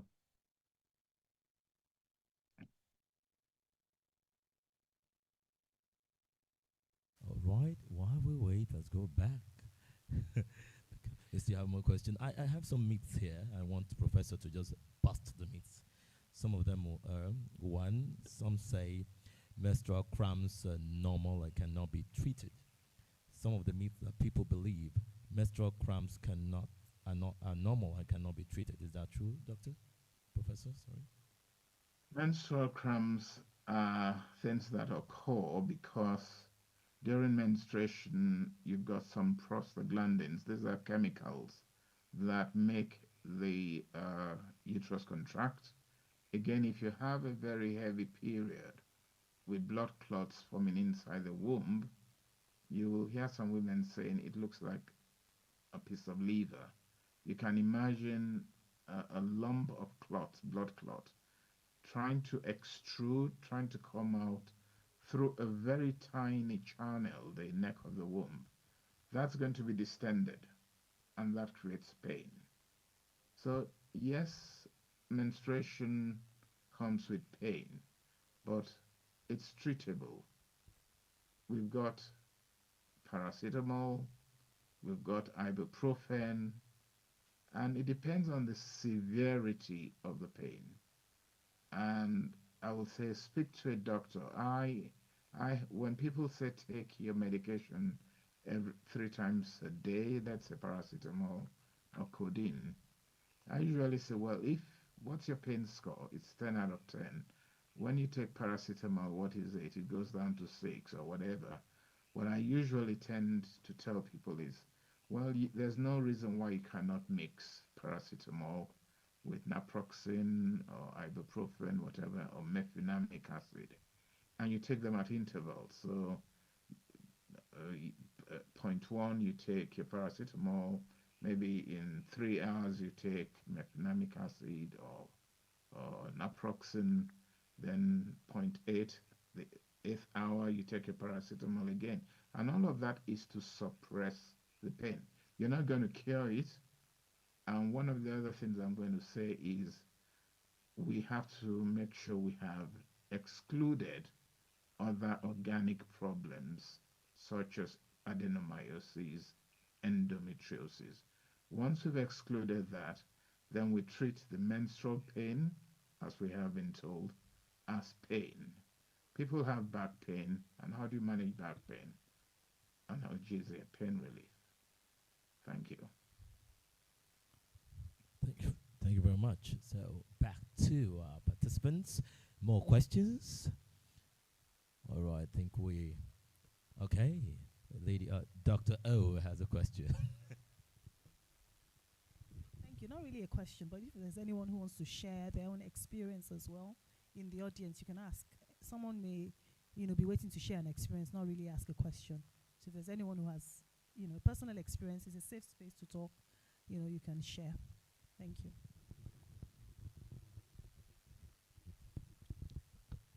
Right experiences you want to share? I know I mentioned earlier on the reason why I was passionate earlier on about. I had two friends, and they didn't know what they were going into. Probably didn't fully understand it, and at the end of the day, the result wasn't what we expected. So, if we know more, we'll act more. Knowledge, they say, is power. So it's very important that we ask questions in the areas that we are not knowledgeable. And we mentioned earlier that there shouldn't be any taboo. We should be free to speak and ask concerning matters that concern us. I said the woman is like a wonderful complex machinery, and you need to understand how you function, unlike the men. So if you don't know how you function, it might be difficult. And she said it in the beginning of the lady that start as a young lady, you start off and you get to adolescence, you see the menstrual cycle. What do? You're confused. From there, you go on. You want to get married. Before you get married, you're fighting fibroid. What's fibroid? How did it come? It's a taboo. You don't want to talk. You proceed there. You get married. Infertility again. What do I do? You proceed again after giving birth again. Another issue. So if you don't understand the different stages and what to do, it becomes a challenge. Professor, what should women do? How do they navigate this wonderful journey of womanhood? Mm. Well, yeah, again, thank you for saying it's a wonderful journey. God did not create women to be imperfect, so no woman is imperfect. They are beautifully and wonderfully made. And all the journey you have stated, from childhood to puberty to getting married, yes, these are stages of life that women have to cope with. But with the correct support mechanism within the family, within a marriage, and within the health system, these issues can be dealt with and managed appropriately so that they do not affect women. Like you rightly mentioned, speaking to them and explaining what menstruation is. I mean, people think like, I think it was you who said something about menstruation, and was it moi or something like that? I mean, those are myths. Again, people have fibroids and they say, oh, somebody has cast a spell on you. Our duty is to dispel the myths. Our duty is to ensure that in schools, children, boys and girls, receive the proper knowledge, education about reproductive health. I Even boys must be drawn into this. Uh, and in some religious faith, and I do respect every religion, people think that when you're having a period, that you are dirty, and so you shouldn't do a number of things. Again, we have to try and dispel those myths. This menstruation is a normal phenomenon. When the womb is anticipating a pregnancy, and when the pregnancy doesn't come, the lining of the womb sheds. So again, fibroids, we still don't know what causes fibroids. And this is where, again, we as a nation, as a people, as black people, have to get involved in research as to what causes fibroids and how do we deal with it. And as healthcare professionals, please, please, please, do not let do not let us dismiss women when they come to us with problems. To tell a woman that menstrual pain is normal, go away. Again, that woman may be having endometriosis. It's a global problem now, and the awareness is being raised because women would have gone to so many doctors complaining of pain. Some doctors will say, oh, it's gastritis, or it's a tummy pain, it's IBS. And by the time they find out that it's endometriosis, it's damaged their fallopian tube, it's damaged the ovaries, everything is stuck together, and fertility then becomes an issue. So let's listen, let's educate, let's communicate. And to the individual woman, do not bury your head in the sand.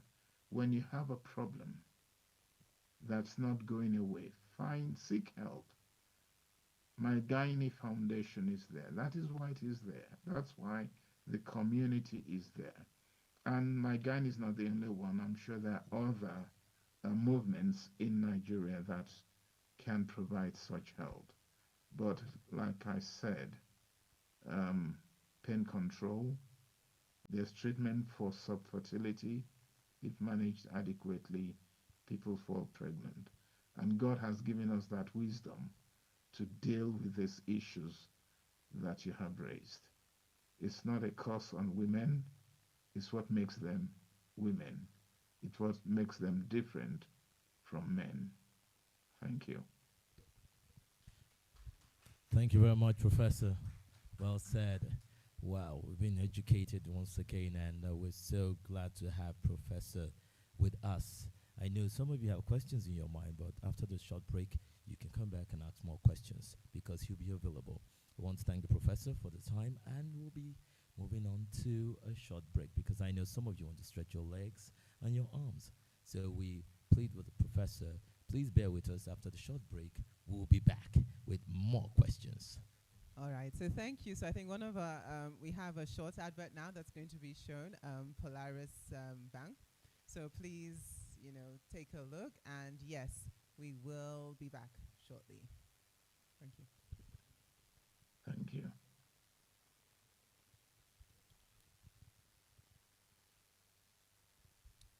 Okay. All right, so the advert will be coming after the break. We are just getting that, pulled up. So thank you very much, Professor. Thank you for your time and for the very, very insightful responses to the questions. We'd like to also thank one of our sponsors here, Powerhouse. I believe these are these ladies sitting in front. Thank you very much. So they are here to treat every lady. Is it men too? Okay, everyone. You're excited about that. Everyone in the room to a 2-minute foot massage. So ladies, let's pamper ourselves. We deserve the treatment, right? Men, get off your feet. Accept a 2-minute massage. Thank you. It will make all of us feel better. And I believe, is it in the Asian culture that pressing on certain points help to ease, help to ease, things, tension in other parts of the body. So this foot massage is more than just a foot massage, okay? It's a total body correction. Please, I would also like to be in the queue. Okay, so thank you very much for that, Powerhouse, and thank you for the sponsorship. All right, I think they should. Would you want to give a presentation? All right, the Powerhouse. Please welcome Powerhouse as they give the short presentation before our special massage. Good morning, Ma.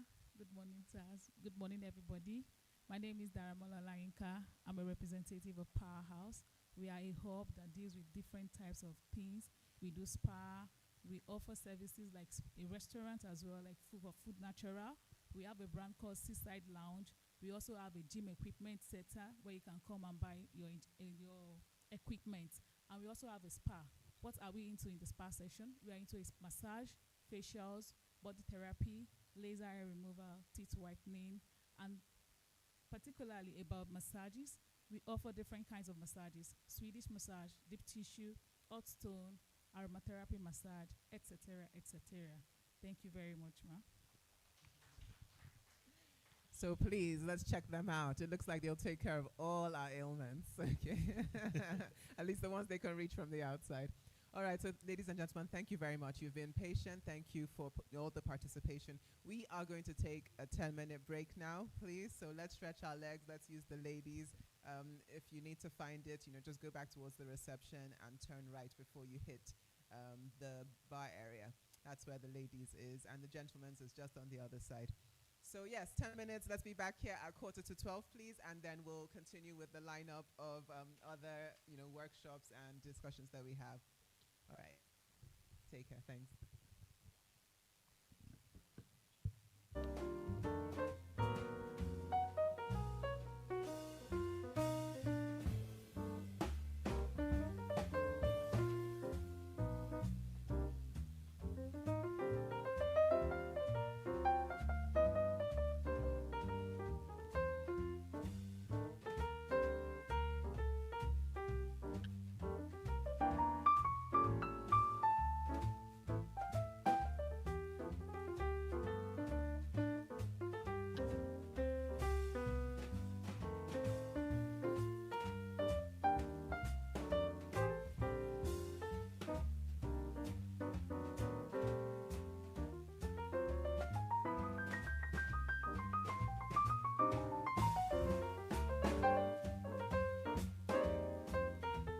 Please step out for the tea break. Okay, you can use this 10 minutes to stretch your legs and also have your tea break.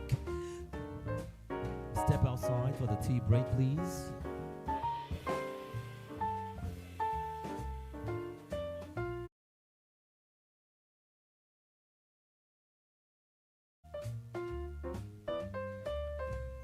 Please step out. Okay, please, ladies and gentlemen, you can step out for your tea break, please. Just step outside. The table is on your right. Step outside for a light refreshment this morning. All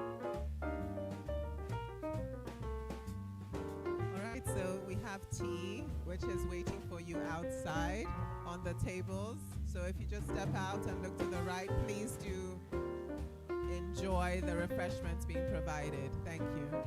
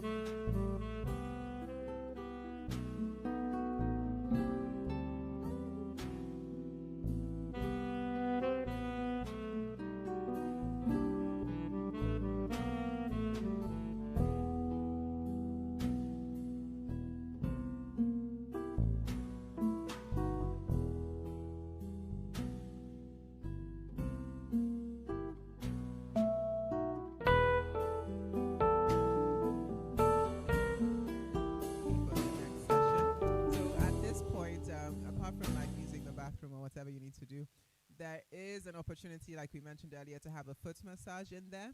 We're also hoping that everyone will take advantage of there's a studio that's set up, so you can just take a picture, maybe hold up a sign, that supports my Gynae Foundation, and just generally feel free. So by 12:30, we'll kick off the next session. All right, thanks.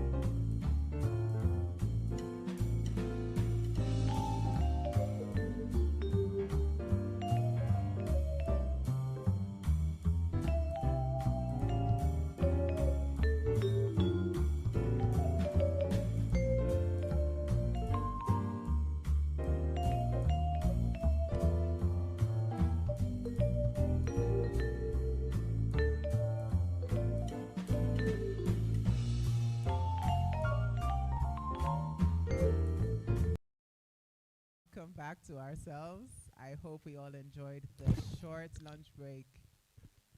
We're still waiting for some of us to be back, but what we can do is we can kick off for those who are in the room. Let's get back into the program. I believe we still have Professor Gynaecological online. If we could please screen him. He's open to questions, so please, does anyone have any questions that they've thought about during the break? It's a wonderful opportunity to speak to Professor, who's obviously very, very learned. Okay, we have a question. A package of my own food, but it hasn't arrived. It's on its way, sir, especially. We'll find a way to get drone technology to get it over to you, sir. Okay, yes. I did hear the question of irregular periods. The most common gynecological problem of irregular periods in people of reproductive age group, 18 to maybe about 40, is a polycystic ovaries, where you don't ovulate. A woman must ovulate to have a period. So if you don't ovulate, then you're unlikely to have a period. And polycystic ovaries, I would say it's a problem, but I don't want to call it a disease. Usually what happens is that as babies inside our mother's wombs, girls, we have millions of eggs in both ovaries.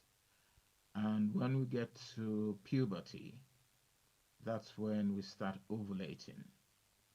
Now, when a woman ovulates, the egg is supposed to be fertilized by the sperm. So the egg or the woman, in anticipation that perhaps a pregnancy is going to occur. I think there's an echo from somewhere.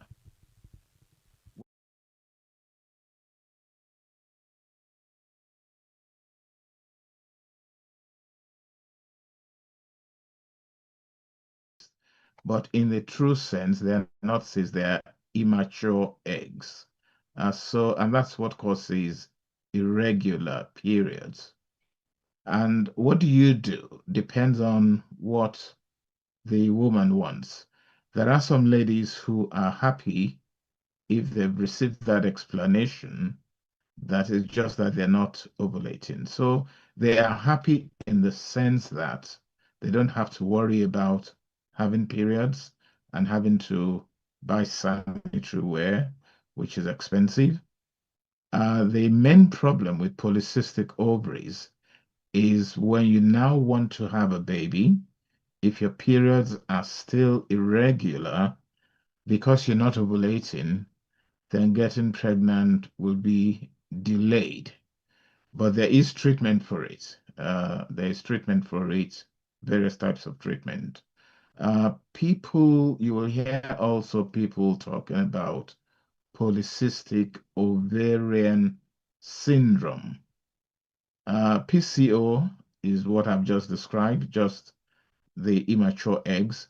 But usually when you have women with pimples, acne, excessive hair growth on the chin, on the abdomen, on the chest, and perhaps if they're overweight, high BMI, then when you do some blood tests, if they come back as what we expect in the syndrome, then we now say that's polycystic ovarian syndrome.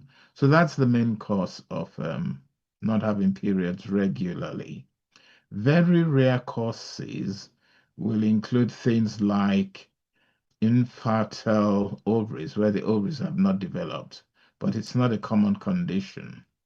And for example, again, as you get towards the menopause, your period starts becoming irregular because the eggs are no longer the quality of the eggs are no longer as good as when one was younger. I hope that answers the question. Nodding in agreement. Thank you, sir. So that's good. That busts one of the myths we were about to ask you about, actually, which was, is PCOS? Is it just about having cysts on the ovaries? So thank you for providing that explanation. So, sir, another myth I'd like to ask you about is, are hysterectomies, are they the only solution for, major fibroids? The myth is that when you say major fibroids, as in fibroids that are really quite, overwhelming, like that they've really and try and cut off the blood supply. So that is pressing on the ureters, the tube that brings urine from the kidney to the bladder. And if it's pressing on that, it's damming, that is, it's an obstruction to the flow of urine. And what happens? The ureters enlarge, it spreads to the kidney, and at times it's painless. And the very first time you might know that the kidney's been damaged is maybe you are scanning for something else and you think, oh, the fibroid. So I tend to ask for an MRI if a woman has got huge fibroids, more so if they are on the posterior wall of the uterus, just to ensure that they are not having a pressure effect on the kidneys. And if they are not, and the woman decides that, well, I'm going to leave them, then I will support them in that decision. So hysterectomy, to answer your question, is not the only treatment for large fibroids. Sir, when you talk about hormonal imbalance and conception, how do you navigate through that journey? Yeah. When you talk about hormonal imbalance, I've just spoken about polycystic ovaries. It's due to the fact that the ovaries are not being stimulated for the eggs to get to where they are. That's number one. That's a type of hormonal imbalance. And I think when we talk about hormonal imbalance, we only think of maybe estrogen and progesterone or follicular stimulating hormone that comes from the pituitary gland, which is in the brain. But there are some other factors.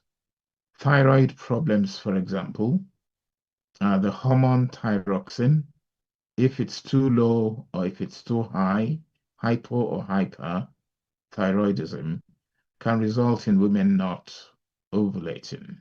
So I don't want to say it is a form of hormonal imbalance, but I think when it's posed to gynecologists, hormonal imbalance, it's about stimulating the ovary to get to the point where ovulation occurs. But there are other conditions that can affect women not ovulating and getting pregnant, just like I've said. So the most common cause of hormonal imbalance in women is polycystic ovaries in the reproductive age group. Thank you very much, sir.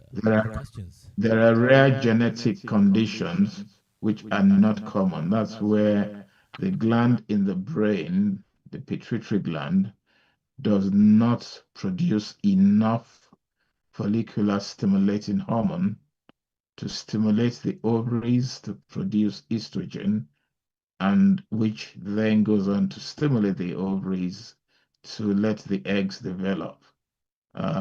Very uncommon, like I said. So common things occur commonly.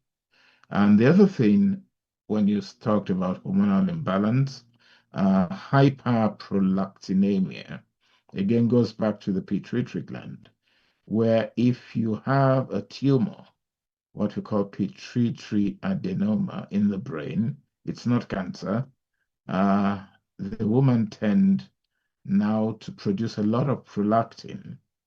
And at times, the first symptoms they will tell you is that, oh, milk is coming out of my breast. I'm not pregnant, I'm not breastfeeding, but milk is coming out of my breast. Again, that's another type of hormonal issue. I don't want to say imbalance. Uh, so if a woman comes to say, oh, milk is coming out of my breast, first of all is to check her prolactin levels and if necessary, also do an MRI of the brain.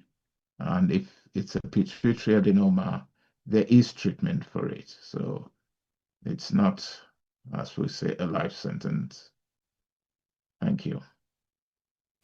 Thank you, Professor. Thank you. We have a recorded question, and we played by the media theme.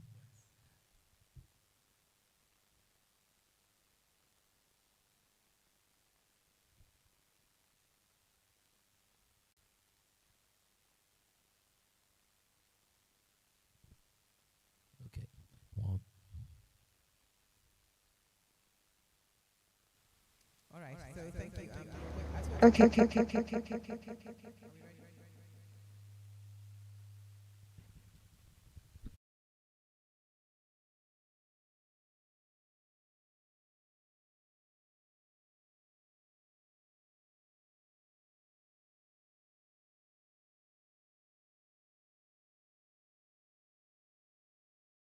Professionals advice.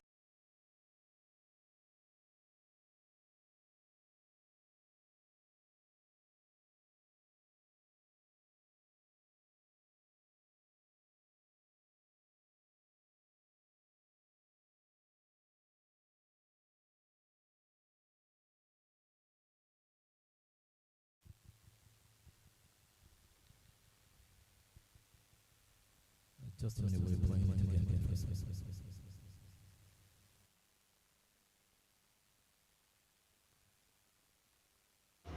Okay, so there's this issue that a lot of teenagers have, myself inclusive, of, in terms of our periods and our menstrual cycles, when we have some irregularities or abnormalities, and then we seek a healthcare professional's advice on the matter, and they just tend to dismiss us and just say things like it's your age, and it's to normalize soon and to like fix itself and stuff like that. And yes, you actually tend to believe that. But how do you know when there's actually starting to be issues and serious concerns in terms of these abnormalities and irregularities, and how do you take like further steps to fix this?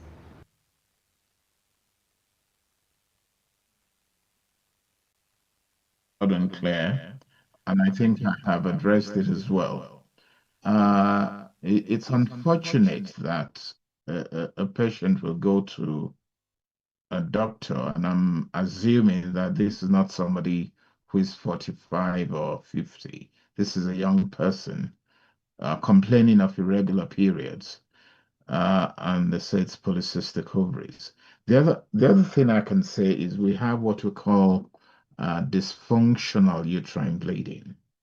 Menarche maybe starts, people have start having periods maybe at the age of 11, 12, 13. For the first few months, it may not be regular.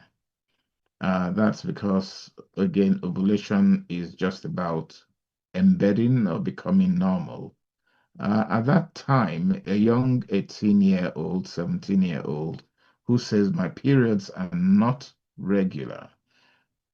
Once you've done your investigations, even if it's not polycystic ovaries, all you have to do is to assure that lady that, and you've done all your blood tests and everything is okay, is to say, look, it will eventually normalize. Now, the only problem with that is when you don't know when your periods are going to come, then it becomes a quality of life issue. You don't want to go visiting a friend, sitting on their chair, and all of a sudden your period comes, or you're at work and your period comes. So in such situation, again, you will not dismiss. That's where taking a history from a patient is important, not rushing over the history. Now, a lady like that, you might say, well, if you want to have regular periods, then we'll put you on the pill so that your periods will come on a regular basis. So that's you're taking over the cycle and trying to normalize it or regularize it. So that's what I'll say.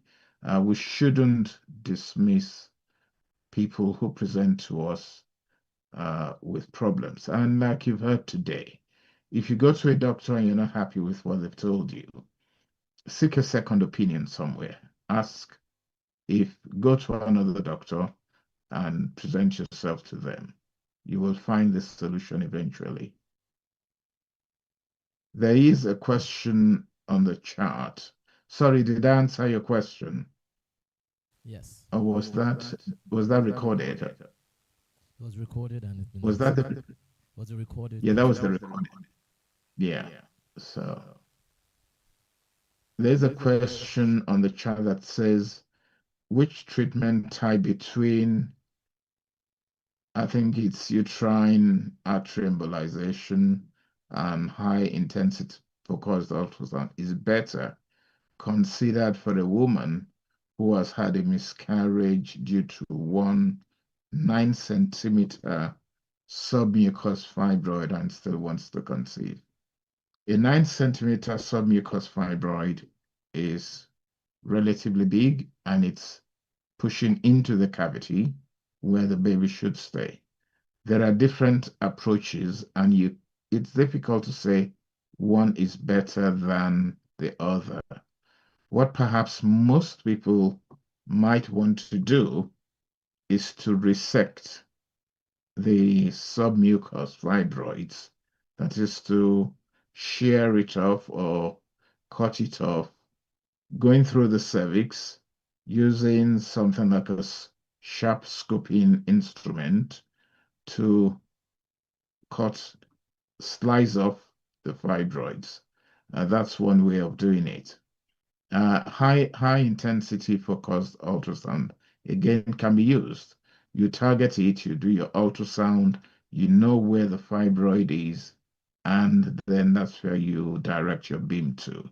So it depends on what equipment you have as a gynecologist, what facilities you have in your hospital, but there's no one right best method. And again, individuals are different. So that's what I'll say. So again, the doctors will tell you the different types of treatment available: HIFU, uterine artery embolization, myomectomy, like I said, transcervical resection of the fibroids. They'll tell you the pros and the cons, and then you decide what you want. So that's the answer to that question posted by, I've forgotten, it's gone up. It was posted by somebody. Favor, I think, has just posted. For someone who has had a myomectomy but has a fibroid regrowth, what would you do? They are unmarried and haven't had a child yet. Again, it depends on the size of the fibroids. It depends on where they are. It depends on whether they are causing symptoms, heavy periods usually. Like Lady Onyeka said this morning, fibroids can grow back. Now, when you have surgery, whether it's myomectomy, HIFU, uterine artery embolization, we must not forget that there could be tiny fibroids that are not visible, and over time, and usually they are slow growing. So fibroids can grow back again over a certain period of time. And nobody knows the rate of growth of fibroids. We're all different. Is it being stimulated by estrogen in people who've got a high BMI? Are there dietary issues? If perhaps you're taking some food that contains phytoestrogens, has got an effect on the fibroids. Again, this is where I said we do need to have research. But to answer that question, For someone who's had a myomectomy but has the fibroid growing back, what would you suggest they do? If it depends on the size, that's number one.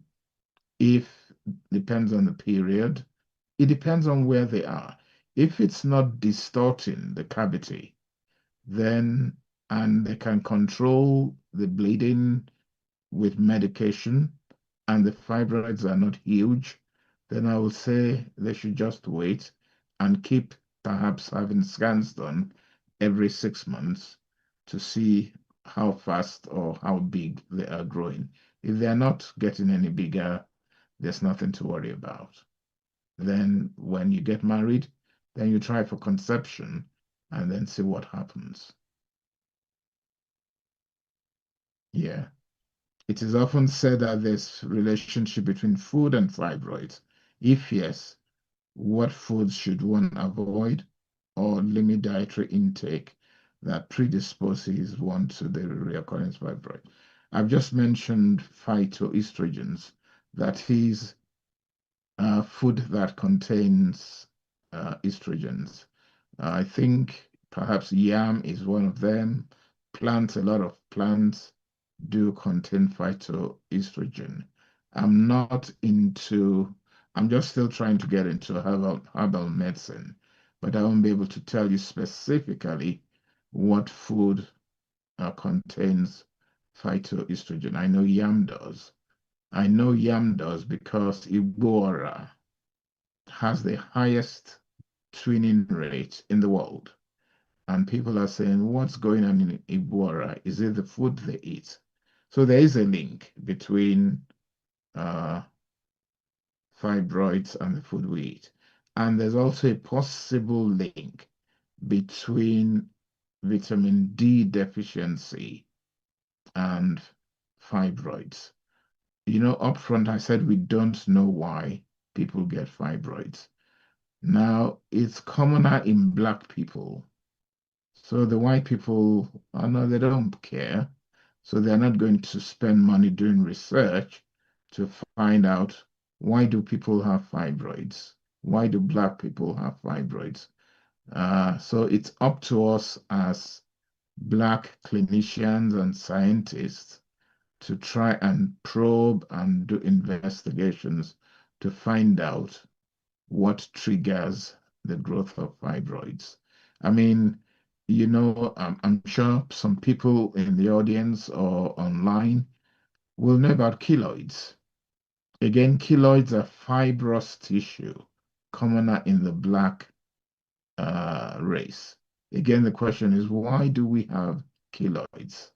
And I'm sure there must be some correlation between keloids, that is scarring, and maybe fibroids, because all of these are tissue, collagen tissue, muscle tissue.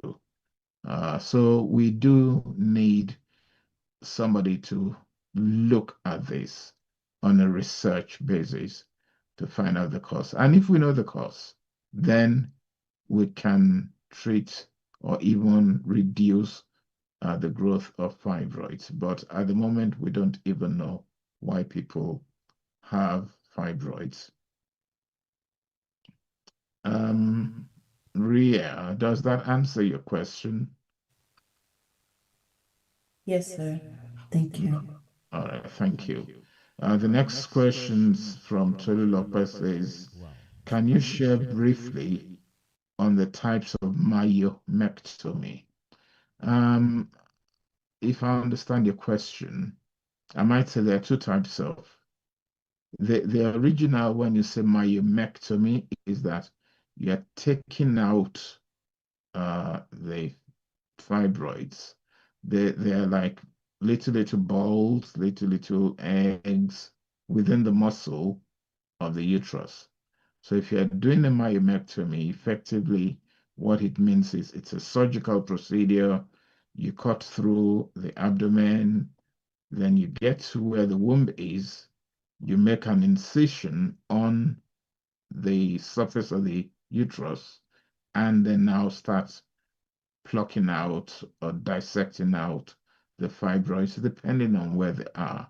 So myomectomy is just taking out the fibroids. So they're not different types. Perhaps you are referring to the location of the fibroids. If they are submucous, then you take them out. If they are subserous, you take them out. If they are inside the muscle, that is intramural, then again you take them out. But myomectomy in the true sense just means you're plucking out the fibroids, irrespective of where they are and irrespective of the size. Thank you, Professor. We have a question here. That's the main thing. But when you say continuous, are we talking of 5 days, 7 days, 2 weeks? It depends on it. But usually, fibroids will cause heavy periods. And usually, what we recommend or the prescription we offer patients will be mefenamic acid, which is similar to naproxen or ibuprofen. It's a painkiller, so if you've got dysmenorrhea, it will help it. We also know that mefenamic acid has a way of contracting the muscles and reducing the amount of blood loss. In addition, I always suggest that we add tranexamic acid to the treatment. Tranexamic acid also reduces the blood flow. And the only thing with tranexamic acid is that you can only use it for a maximum of 4 days because people have reported thrombosis, clots in the legs, or clots in the chest in years gone. So that's where caution has got to be put in place. But with mefenamic acid, you can take it for 7 days, you can take it for 10 days. And both in combination tend to help. It will not cure, but it will most likely reduce the blood loss. The only other thing we haven't spoken about, or I haven't spoken about, is the use of Mirena. If you're not planning to have a baby and you're having heavy and prolonged periods, Mirena is not a coil, but it looks like a coil. So it's a T-shaped device that's put inside the cavity of the uterus, and it releases a progestogen, which thins the lining of the womb. And if it does thin the lining of the womb, it reduces the blood flow. That's the aim. But some women don't have period. It stops the bleeding altogether. And it's not going to stop you from having babies when you decide you want to have babies. Once it's removed, fertility comes back. But it's a very good approach to treating heavy and prolonged periods. And I'm talking on people below the age of 40. If you're 40 and above and you have issues with your periods, don't forget that if you're 40 and above, you are moving gradually towards the menopause. And as we move towards the menopause, the chances of cancer is there.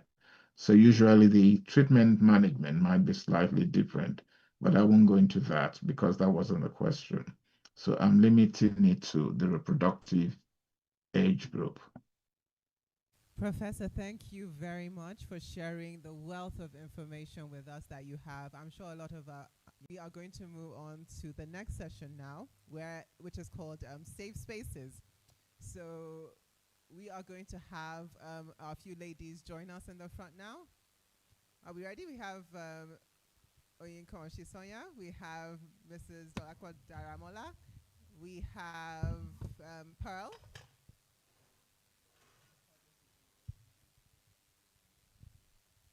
Okay, we are trying to get connected online to Pearl, so we'll see how that goes.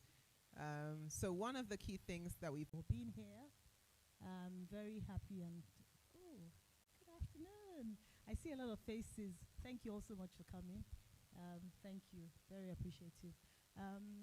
So Pearl is supposed to be an instrumental part of this conversation because Pearl has had endometriosis. Endometriosis is not something that I've personally experienced.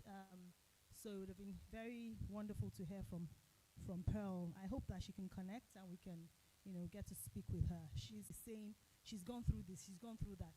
Anyway, that's how we, formed a friendship. At some point, I couldn't reach her for like 3 months. She was just incommunicado.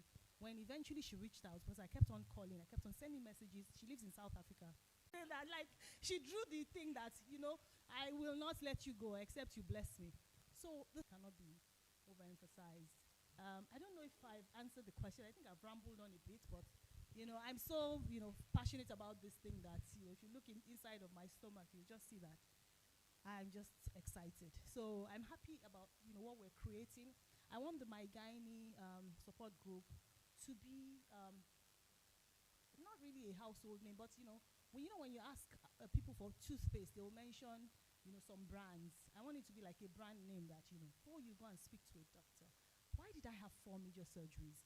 If I had a support system like this, I would probably not have had because one surgery, the last final surgery that I had done in Nigeria was not fixed. The issues that I had.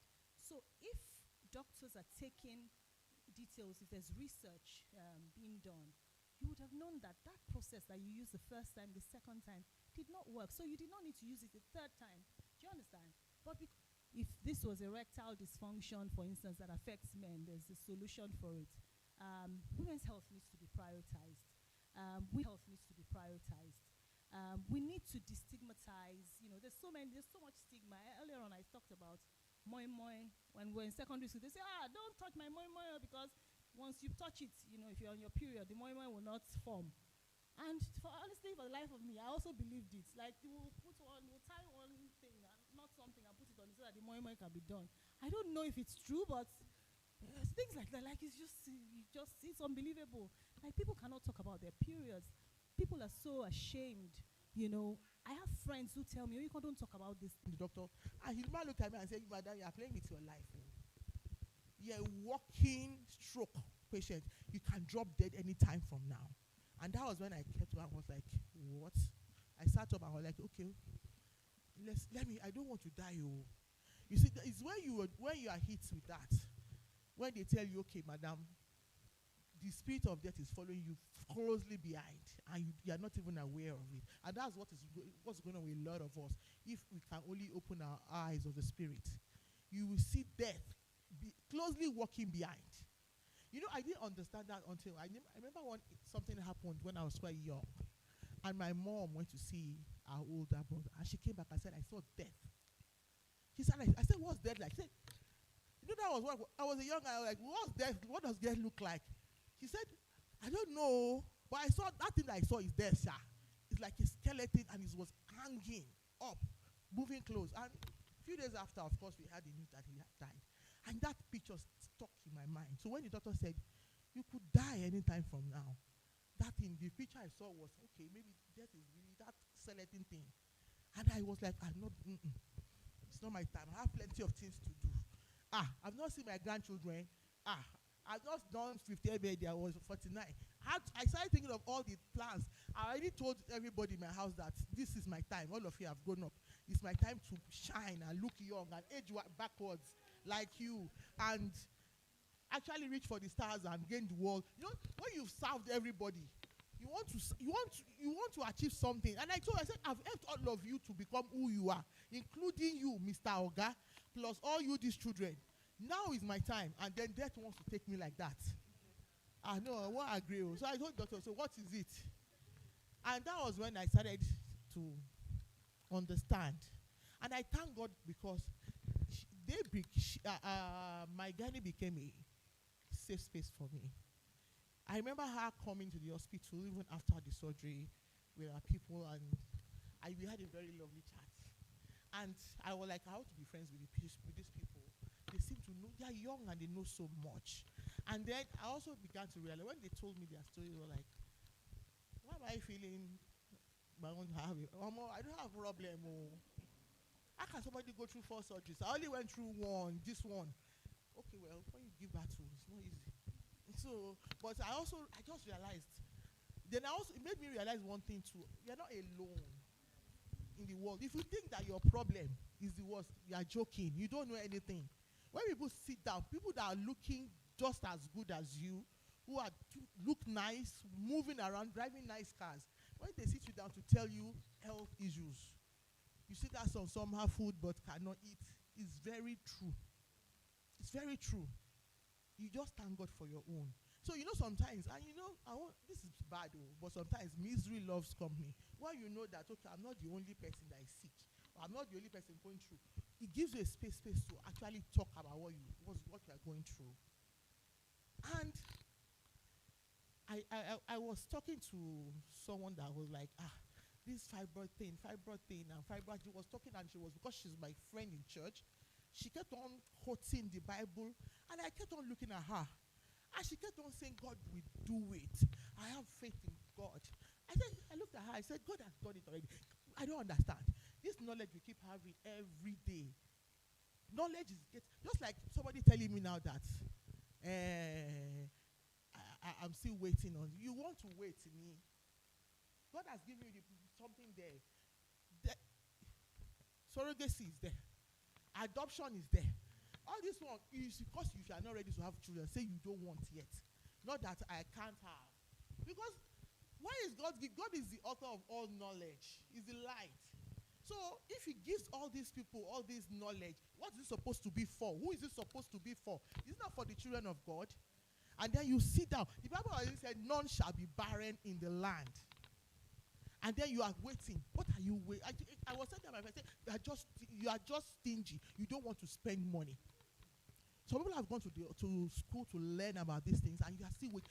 God has too many things to deal with. If he has given people knowledge to solve, help him, let him go to the others. That's why we have assistants and assistants. I believe doctors are just like that. So the ones that let God deal with the big ones. All these other issues, that's why he gives people and that's my own mindset. And actually, please, in my church, they think I'm a weirdo. Because they seem to think I have these radical views. But these are practical things. You should think for. Why should I think that? So people praying that they don't want to have surgery. I remember my mommy when I didn't even want to tell her that I was good. I told my sisters, don't tell her until after. Because I know she will cast and bind and fast and she will say, wait. And Emma, stop. And that did not stop for 2 years. She will say, it's because you did not tell me. Tiba war prayer room, me buy. You know all the drama. I look at her, I just roll my eyes. Because all the time you've been praying for me, asking me to go, why didn't the blood stop? I pray too. I pray every day too. But I was bleeding for 2 years. But the day I got the knowledge, the day I knew that I knew that I had to stop caring about what. Imagine me asking for permission to remove my womb. My womb that I've already used to bear 4 children for you. I'm now asking you, excuse her, please, can I remove it after 17 years of not doing any work again? And I thought about it, and I was like, in this culture that we are in, women are really, really going through a lot. You have to ask for permission. When I sat down and thought about it, I looked at my daughter and said, maybe you used to ask for permission whether you want to cut your hair or not. You two used to ask for permission. And that was like, I went over myself. If it's my body, I inform. I don't ask. I just let you know this is what I want to do. And I don't care what you think. I don't. My mommy, when I was out there, she called me and said, I heard that you want to that rent. Don't you know the world will think that you are wasting your husband's money? I said, please, if I don't waste it, who else should? That's it. And what I'm just trying to say with all these silly jokes of mine is that even if you don't have, make yourself your own safe space too. Don't feel guilty about anything. Put yourself first. What I'm saying about self-love, I keep talking about it because I just learned it. I've been a wife and mother now 26 years. My firstborn is over 25. And for the past 25 years, you got to a stage, my daughter said one, she said, Mommy, you don't have a life. You don't have anything that is yours. You don't have anything that you can say is yours. Why? If I was being there was what prompted that was that I'd been working so hard, stressing, and I just kept on saying I need a break. So the girls, I have girls, my daughter and like 3 nieces. I said, okay, let's have a play. Let's go watch movie. Let's just go out and watch a movie and just laugh and be happy. And we all dressed up, did makeup and everything. And as I was stepping out, my husband drove in. And I said, okay, be going. I don't know whether I will be able to meet you, but daddy has to eat.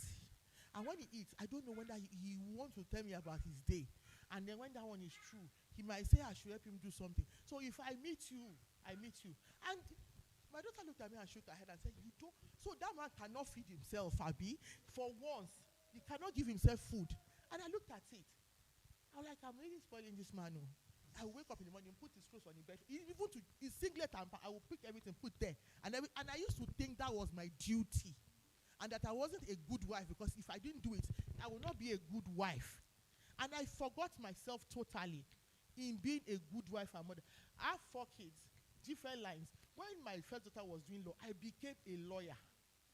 I will go to the law library, I will study law so that I will help her out on assignments. The one doing engineering, I started learning engineering. When the one doing that one, at least something close to what I did in university, business. You must pass your assignment. They don't burn you. You must pass your assignments through, because I don't do half measures. I will not be spending all that money in Canada for you to come and be giving. So you will pass that assignment through me.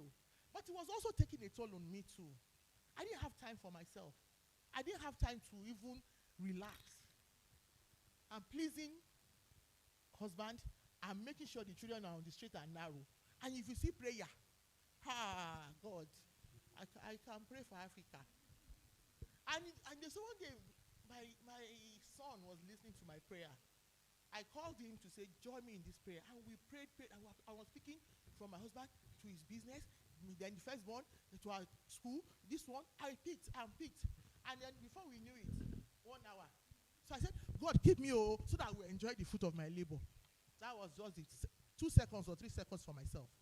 And after the prayer, I said, God, is this what it takes to be married? And you prayed for like an hour and you only took 3 seconds to pray for yourself. And a lot of us like that here. That's what we do. We are always the addendum at the end of the story. You give all the energy and the kabashing goes for the husband and the children, and you forget. Last second, you remember, God, I have this pressure. You quickly say it. Even when we call ourselves that we have pressing needs, it's usually not for us. Usually, the pressing needs is usually for your husband or your kids. And I did that for 25 years. And I think God wanted to teach me. I remember when Onyeka and Bola and some other people came to the hospital, and after they prayed for me, as they were stepping out, they said, rest. Then we hear rest. They didn't know the import of what they said. But when I got home and I thought about it, God was telling me, enough is enough, relax. These people will take care of themselves. Take care of yourself. In fact, for like 2 months, I said, everybody do their own thing. Okay, pray for yourself. You're a rich man. Call all the pastors. Let them be praying for you. You to all of you, pray for yourself. Me, I'm not even praying for anything now. I want to be sleeping now. God has got me. I have all a day in my head. I will tell my children. I followed it for months. I wasn't praying that much. I was just commanding. And God was like, okay, now you know that kind of spa session. That was what I was in his spa room. I would just close my eyes and say, oh, God, I want this one. And he will wake people up to give me. People will say, I could not sleep because God said I should come and give you this. And my children will get so pissed off. And we're like, she's asking for things and she's getting it so easy. Our own will be asking for them. We're like, please, right now I'm enjoying God. And until I learned that lesson, I didn't pray. I was just doing my own thing, enjoying my life in God. And they will come and I'll say, please, don't count me to your problem. I don't have a problem right now. I learned that lesson. I put myself first. I love myself. If I had died that day, my children, they will miss me. They will say, we love mommy. Mommy will do. Well, I like them to tell me in person, the way they will come in and say, Mommy will love you, Mama will love you. I want that. I want to hear that one for the next 50 years. I want to keep hearing that. I want to carry my grandchildren. And the only way I can do that is that, and I want to tell people, me, I'm going to slay to heaven. No. I don't want to go there limping or anything. If it takes removing womb to able to look nice. There was one woman I saw when they were going to bury her. Full makeup, with everything, with her stiletto shoes. And they were like cleaning, very vain. I said, please, she is going to go to heaven. Yes. I don't care. Yes. Choose what you want. When she gets to heaven, God will probably just laugh and say, this is my child, Sha. And they say, please go and give her. I've realized those who are unapologetically what they want to be, what as we do in heaven is what they do on earth. That means the same way we tolerate them, that's how they will tolerate them in heaven.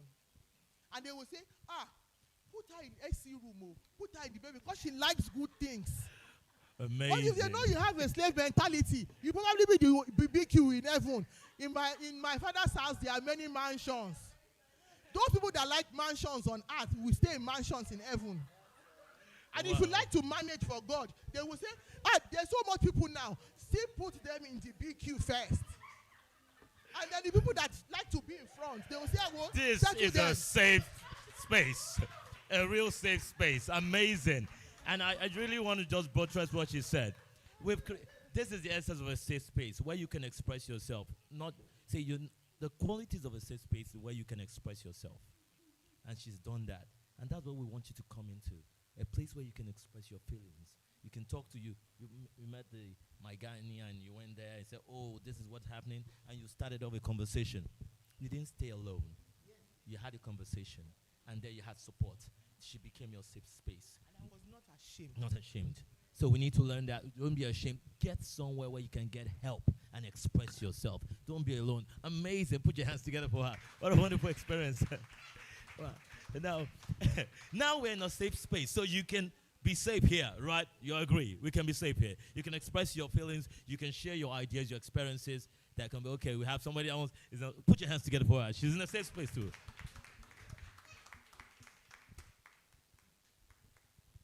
Thank you very much. Please permit me to sit down while I speak. And I think I'm going to be a bit emotional. So, and some of us know why. So, talking about safe spaces, I will be doing a disservice if I didn't say a word during this summit. Small as it is, I know how we started, and it's because of the passion that we have that it keeps us going, and we keep meeting amazing people.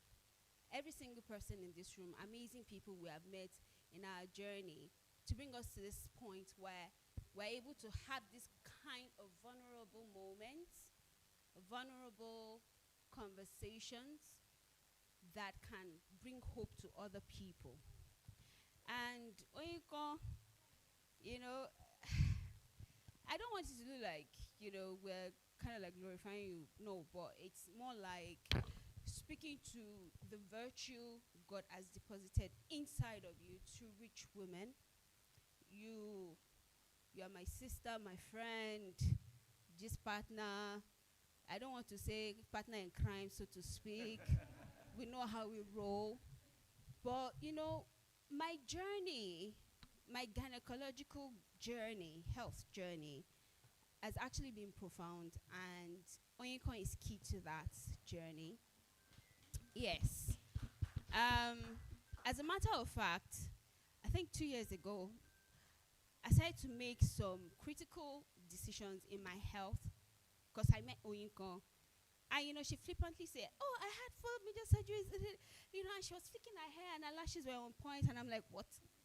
Because I had one, and I felt like the world was coming to an end because nobody in my family was talking about it. And I meet this lady, and she's talking about having 4. When I had one, and I felt like I was going to die. And then to make matters worse, doctor says, oh, they've gone back. They came back with vengeance. And Oyinkan seemed like the only person that felt like, yeah, so what? You know?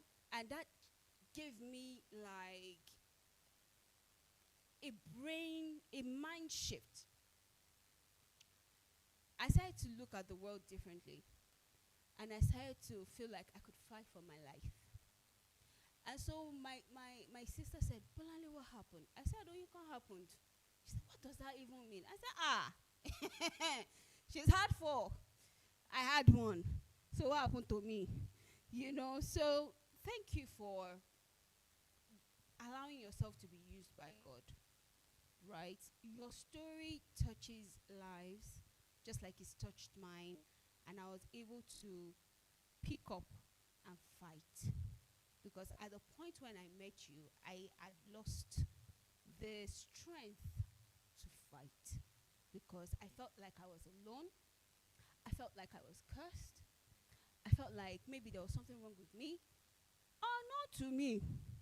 This was a general phenomenon in my family. And it was until recently my son was like, oh, mom had it. Oh, I said, what? And you didn't say a word?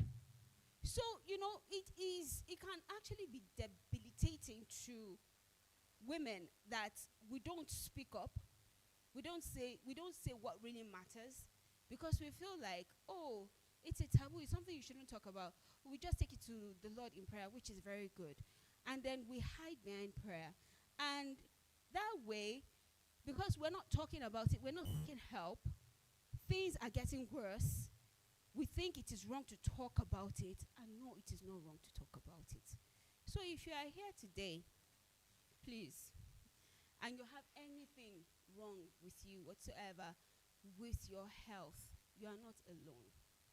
You are not alone. And it doesn't have to be Oyinkan. It doesn't have to be my guy. It doesn't have. Please reach out and speak to somebody about it. Please reach out and speak to somebody about it. I'm a better person for it because I met a warrior that was like, you know, and she's so cute, you know, with all that she's been through. I don't know how she manages to, you know, oh yes, you know, and she's ready to fight. And so if you have people like that in your circle, it helps you a lot. You know, you are able to actually fight because life really is worth living. And you know, it feels worth living when you know you're not alone. Like there's nothing wrong with you. Oh, there are other people going through this. Oh, okay. And you can actually live your life to the fullest. Thank you very much. Wonderful. Amazing. I also want to just chip in something. Just one thing about you, about Oyinkan, about a lot of us, is that we didn't wallow in self-pity. Don't. We are warriors. And I remember the first time I had a baby, they were going to have a baby. They were telling me, oh man, it's going to be painful, oh. But then they will say 90% of women have babies and survive. And there's nothing as painful as that. So, anything you feel that comes on, when there's a problem, there's also a solution. Instead of sitting down and praying and crying and wallowing in self-pity and thinking that you're village people. Yes, they are village people, but what's wrong with village people? And if you have Agidi, they say Agidi is the husband of. How do the Yoruba people say it? Yes, stand up and fight. Fight for your life. Don't sit down and be crying or wallowing in pity. So that's it, you know. You're talking about fight, exactly. So that's it. Let's fight the good fight of faith, right? Because the whole evidence of that faith is actually the fact that practical behind prayer, right? You're actually taking the steps. You're actually doing what it takes yourself, right? Taking the steps, the actions, whatever is needed to actually resolve that problem. Otherwise, what is the purpose of your prayer? What is the purpose of your faith? So that fighting action is what we're all looking for. So thank you very much for that. Amazing, actually. My next question is this. Now you have a safe space where you can talk and relate. What about the clinic you're going? How trusting can they be? Can you trust them? What are the things you need to look out for when you come to that clinic? What should you look out for? What are the futures? For example, when you're about to go in for such an operation, what did you look out for? What did they have? What did you see that made you say,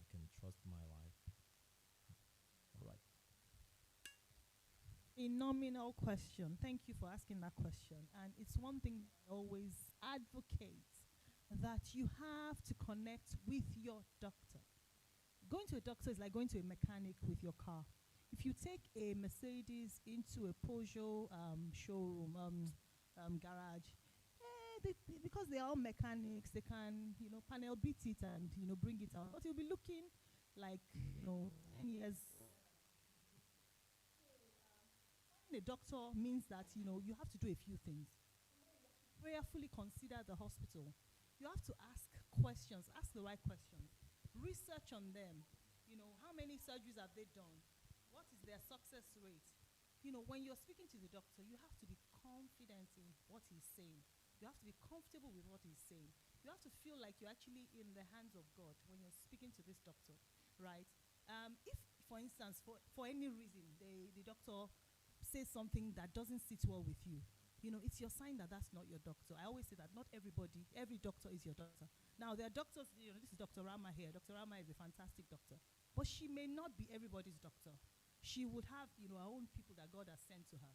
So if you happen to go to Dr. Rama and you are not a patient, you may not really have a good experience, right? But it doesn't mean that Dr. Rama is not a fantastic doctor. She's an amazing doctor. Do you understand? So that's how you should find your doctor and connect. How do you know your doctor? You get there, and everything the doctor is saying is just aligning with what you are looking for.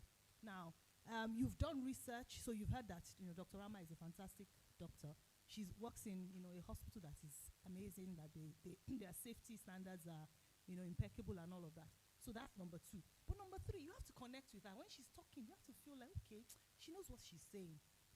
Let me give you an instance. When I met with, when I started, looking for the doctor that would do my 4th major surgery, I knew that it was not it could not have been a walk in the park. It needed to be a specialist, somebody that understood his trade, but somebody that God also sent to me. Because at this point, I already understood village people, that there are village people, but that, I'm an overcomer, renowned. He sat down, so cool, calm and collected. He just said, yeah, when do you want to have the surgery?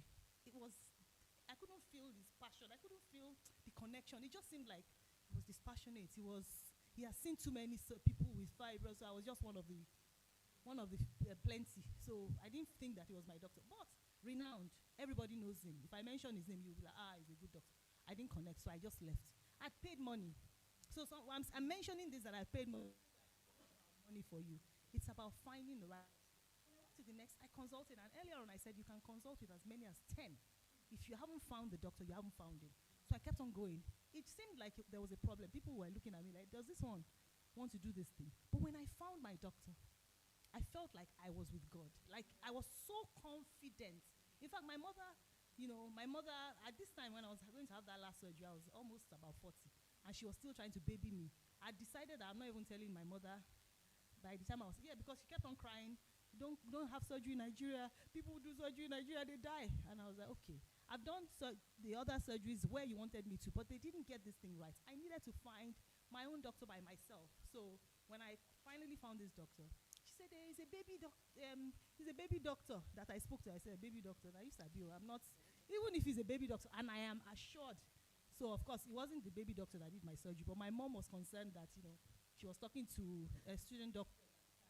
And I was like, I have confidence that this is the place and this is the hospital. So you prayerfully consider who your doctor is. Once you connect, once the doctor says something that doesn't sound right, know that it is your sign, it is your cue that this is not your hospital. When they mix your appointment with somebody else, it's not by chance. So it's because God is telling you that this is not your hospital. Find your hospital. Connect. So important. It's not just about, and there are a lot of Instagram doctors. I know some of them. If I mention names, you will say yes. They do adverts. I'm doing 50 surgeries for 50 days. Hey, be careful, because you will pay more. That free surgery that they said they're offering you, you will pay times 10 of it, fixing the problems. Every single person that I know that has been to this kind of doctors, they come back, wound breakdown, their wound is not healing because they are using cheap antibiotics. If they collect 20,000 naira to do surgery that's supposed to be 200,000, they will compromise standards.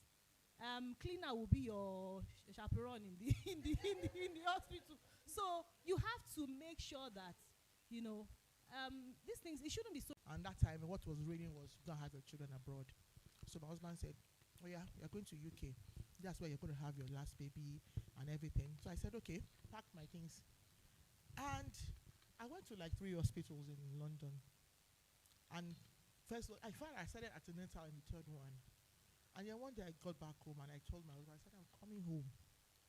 He said, I like that one that will pray first. That one. I'm used to it. And you know, sometimes they think pregnant women, they are crazy. Because I kept on saying, that one that when we get to antenatal, we first of all sink. Because I labored for like 2 weeks. And something will come out today, then they will send me back home, and I will go to the, something will come out today, then they will send me back home, and I will go to the, I was still strong and everything. Until one day, the matron came and said, in this hospital, this clinic, no woman has died here before. You will not be the first case. Oh yeah? They prayed overnight, the doctor and the matron, married couple. And I just thank God. My son would complain and say, that's how she... Welcoming, the care, the love, welcoming, the care, the love, the attention is enough to win you over. But you got to another place where they didn't react. The reaction, the attitude told you a no, step back. So you can create, as for practitioners, learn how to create a safe space for your patients. Thank you very much, Ma. Yeah. And yes, a point to say as well is that we don't have to apologize for how we feel.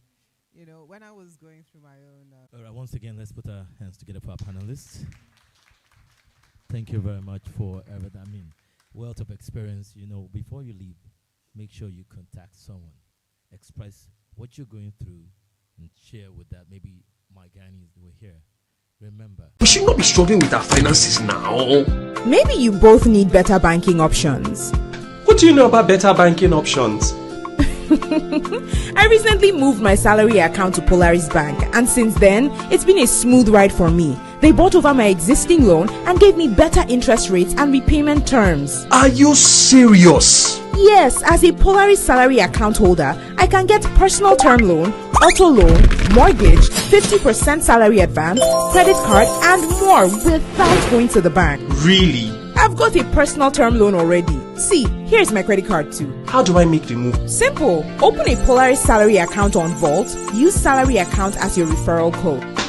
My guy, I am moving my salary account now. Get personal term loan and more with your Polaris salary account. Vault is available on Google Play Store and Apple App Store. Salary earners.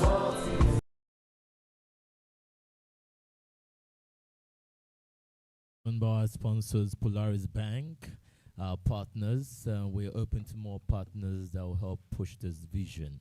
Polaris Bank. Data profile. Dr. Rama Akachuku, aka the friendly doctor, according to Lady O, is a family medicine consultant with specialist expertise in menopause, hormonal health, and adolescent medicine. She graduated with her medical degree from the University of Debrecen. Debrecen? Okay. Debrecen Hunger Management. She is also certified in cervical screening and contraception with additional experience in urogynecology. She is the founder and lead consultant of Ralia Health Clinic, a global virtual foundation. I want you to be ready. I want you to know. I'll also do the same things. To be ready. I want you to know. I'll also do the same things. A commitment. That towards the end, we're going to get a commitment from you. Please stay behind to be part of that commitment. Thank you very much. That commitment. Thank you very much. Okay, so shall And for us to be become women, we have to become girls first. So that is why I'm targeting the younger generation from the age of 8 for people that have daughters or grandchildren. For people that have daughters or grandchildren up till the age of, like our auntie said, like she looks young, and for the daughters to grow into women that are safe and comfortable and understand the changes throughout all their hormonal health. So I'm grateful to be here to talk today. So in terms of early detection for uterine fibroids, I want to make it a discussion. So I don't want. I'm sorry.